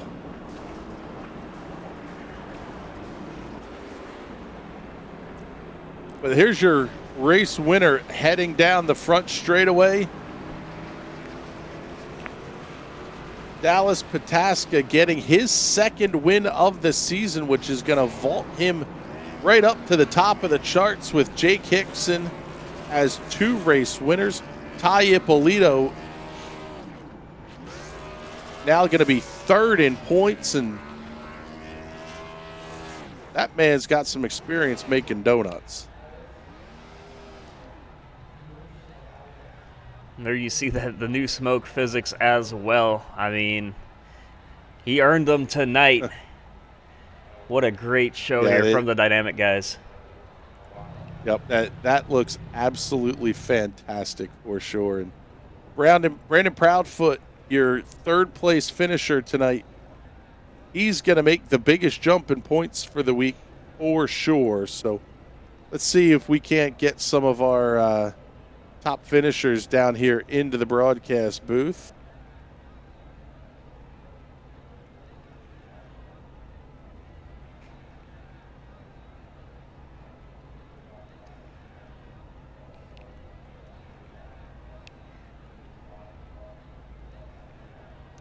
But what do you think, Chad? How about we pick up our as his engine grenades on the front straightaway? The timing is impeccable. Dallas Pataska, congratulations on the win tonight. You had an adventurous evening for sure. Yeah, to say the least. Luckily, I had a car under me that, with a few small tweaks here and there, was handling great. Beginning, middle, and end of both the race and each run that we did. I had to do a few tweaks in the pits and some fuel calls to get some of the edge cases down and get the handling back to where I need it. But yeah, at the end of the day, caught a caution at the right time. Unfortunate for Ty there. He had it about wrapped up, but yeah, here we are, and I'm not going to complain too much. This is going to be huge It for was you. one of those. It's going to be huge for you in the points. Go ahead, Chad. Yeah, it's going to be huge for you in the points. 39 behind Jake Hixson coming in, but this win vaults you right up there with him. What are your thoughts on the point standings? Because it's very competitive between the two of you and your whole dynamic team. Oh yeah, I mean all season I think it's going to be super close, super tight, so everything matters. But at the end of the day, as long as we're all competing with each other, preferably in front of everybody else, I'm pretty happy with that. When you got into the outside wall late in that long tire stint, did you think that was the end of the night? Did you know how bad the car was going to be banged up, or was it just one of those that it still felt good and you were going to hold on, just hope the repair time wasn't too big? Yeah, major fingers crossed there. I knew it wasn't anything good, but with it being Phoenix, the arrow isn't as big of a play as it would be at Vegas or a lot of other places. So no matter what had happened, I knew I had a shot, especially with all the cautions. So I think I had about a minute of damage, so I got it fixed and then just started eating away, and cautions came out and I was able to make do off of those and eventually get up to the lead. Well, it was a heck of a run tonight, and the dynamic team as a whole has been utterly dominant this season. Looking forward to seeing you guys next week at Atlanta, but who would you like to give the shout-outs to tonight? I'd just like to send it back to all the guys over at Dynamic. Great group of guys. They put in a lot more work than I have been lately, so they really deserve all the props. And yeah, hopefully we can get some more of them in here talking to you guys soon. All right, buddy. Well, congratulations. Yeah, we will see you next week, and let's pick up our runner-up finisher here, Mr. Talia, Polito. Those dynamic cars look fantastic, parked side by side on the front straightaway. Were you kicking yourself when you saw that late caution? Yeah, I was. I thought I had it in the bag there. It went green. Not the way you want your night to end, but second place is about as good as you're going to get, especially with how strong of a car that Dallas had, and it really puts you in a good position in the point standings as well here. Continuing your dominance at the front of the field, the whole dynamic team has been really great this season. Yeah, thank you. He put in a lot of hard work.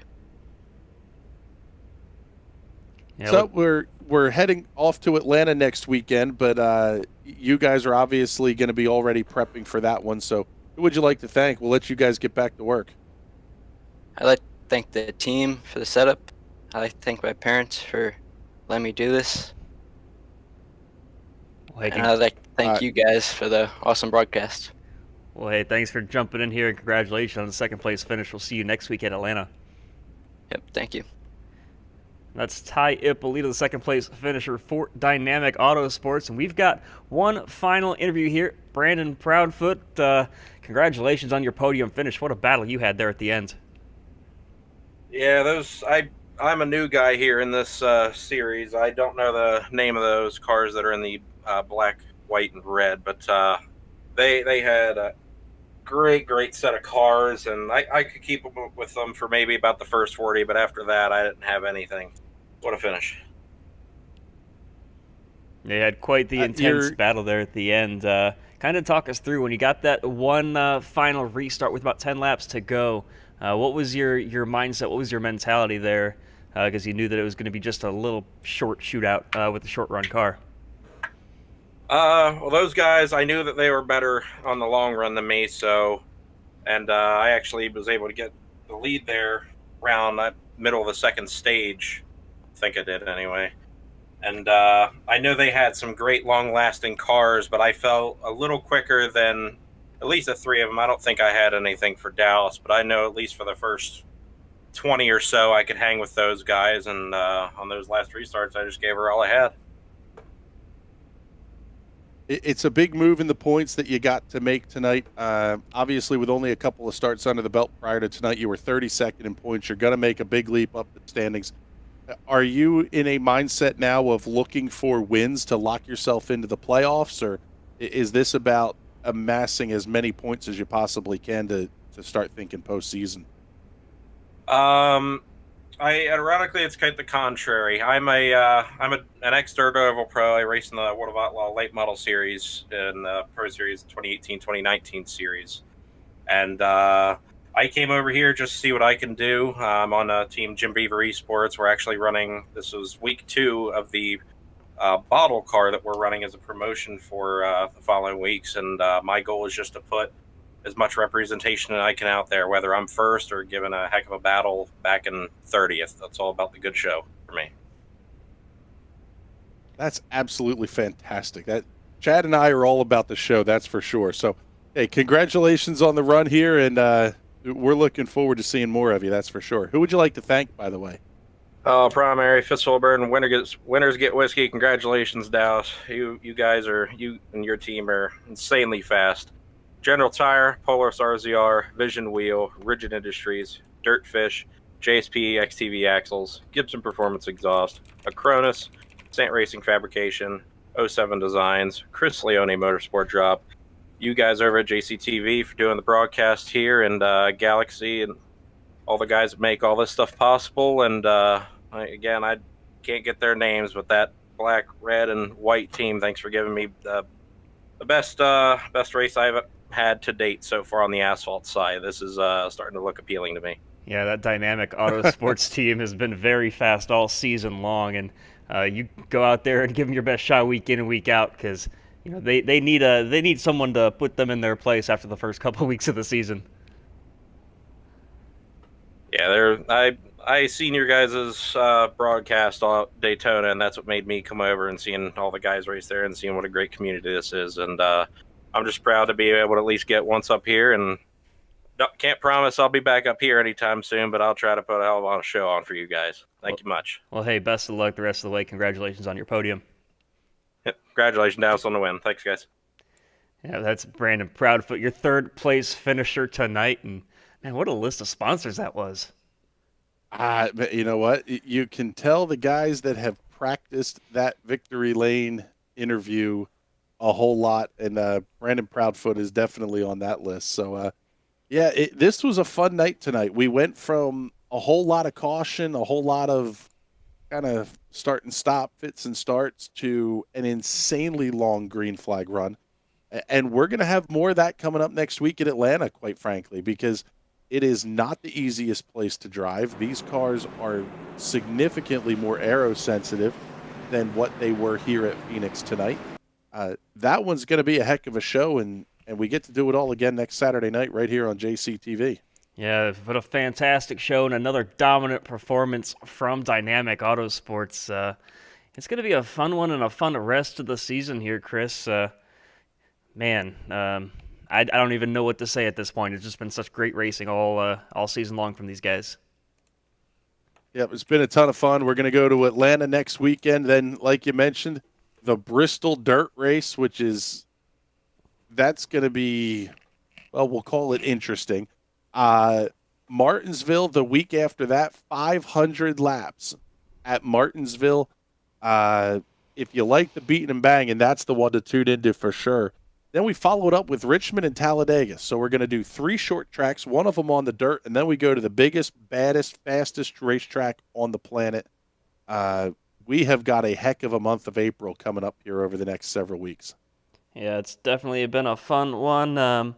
As we wrap things up here, what a tremendous show, as we said, for Dallas Pataska and Dynamic Auto Sport. So Pataska is your winner, followed by Polito and Proudfoot. And what a great job from all of our drivers. And of course, we have to wrap things up here at some point, so we'll go ahead and do that with saying thank you, everybody, for watching. We have to thank everybody over at the JCTV with Josh and Dave and everybody at Galaxy as well for letting us put this show on for you guys. And man, Josh, just what a fantastic race. And we will see you next week at Atlanta for another fantastic race here in the Galaxy Cup Series right here on JCTV.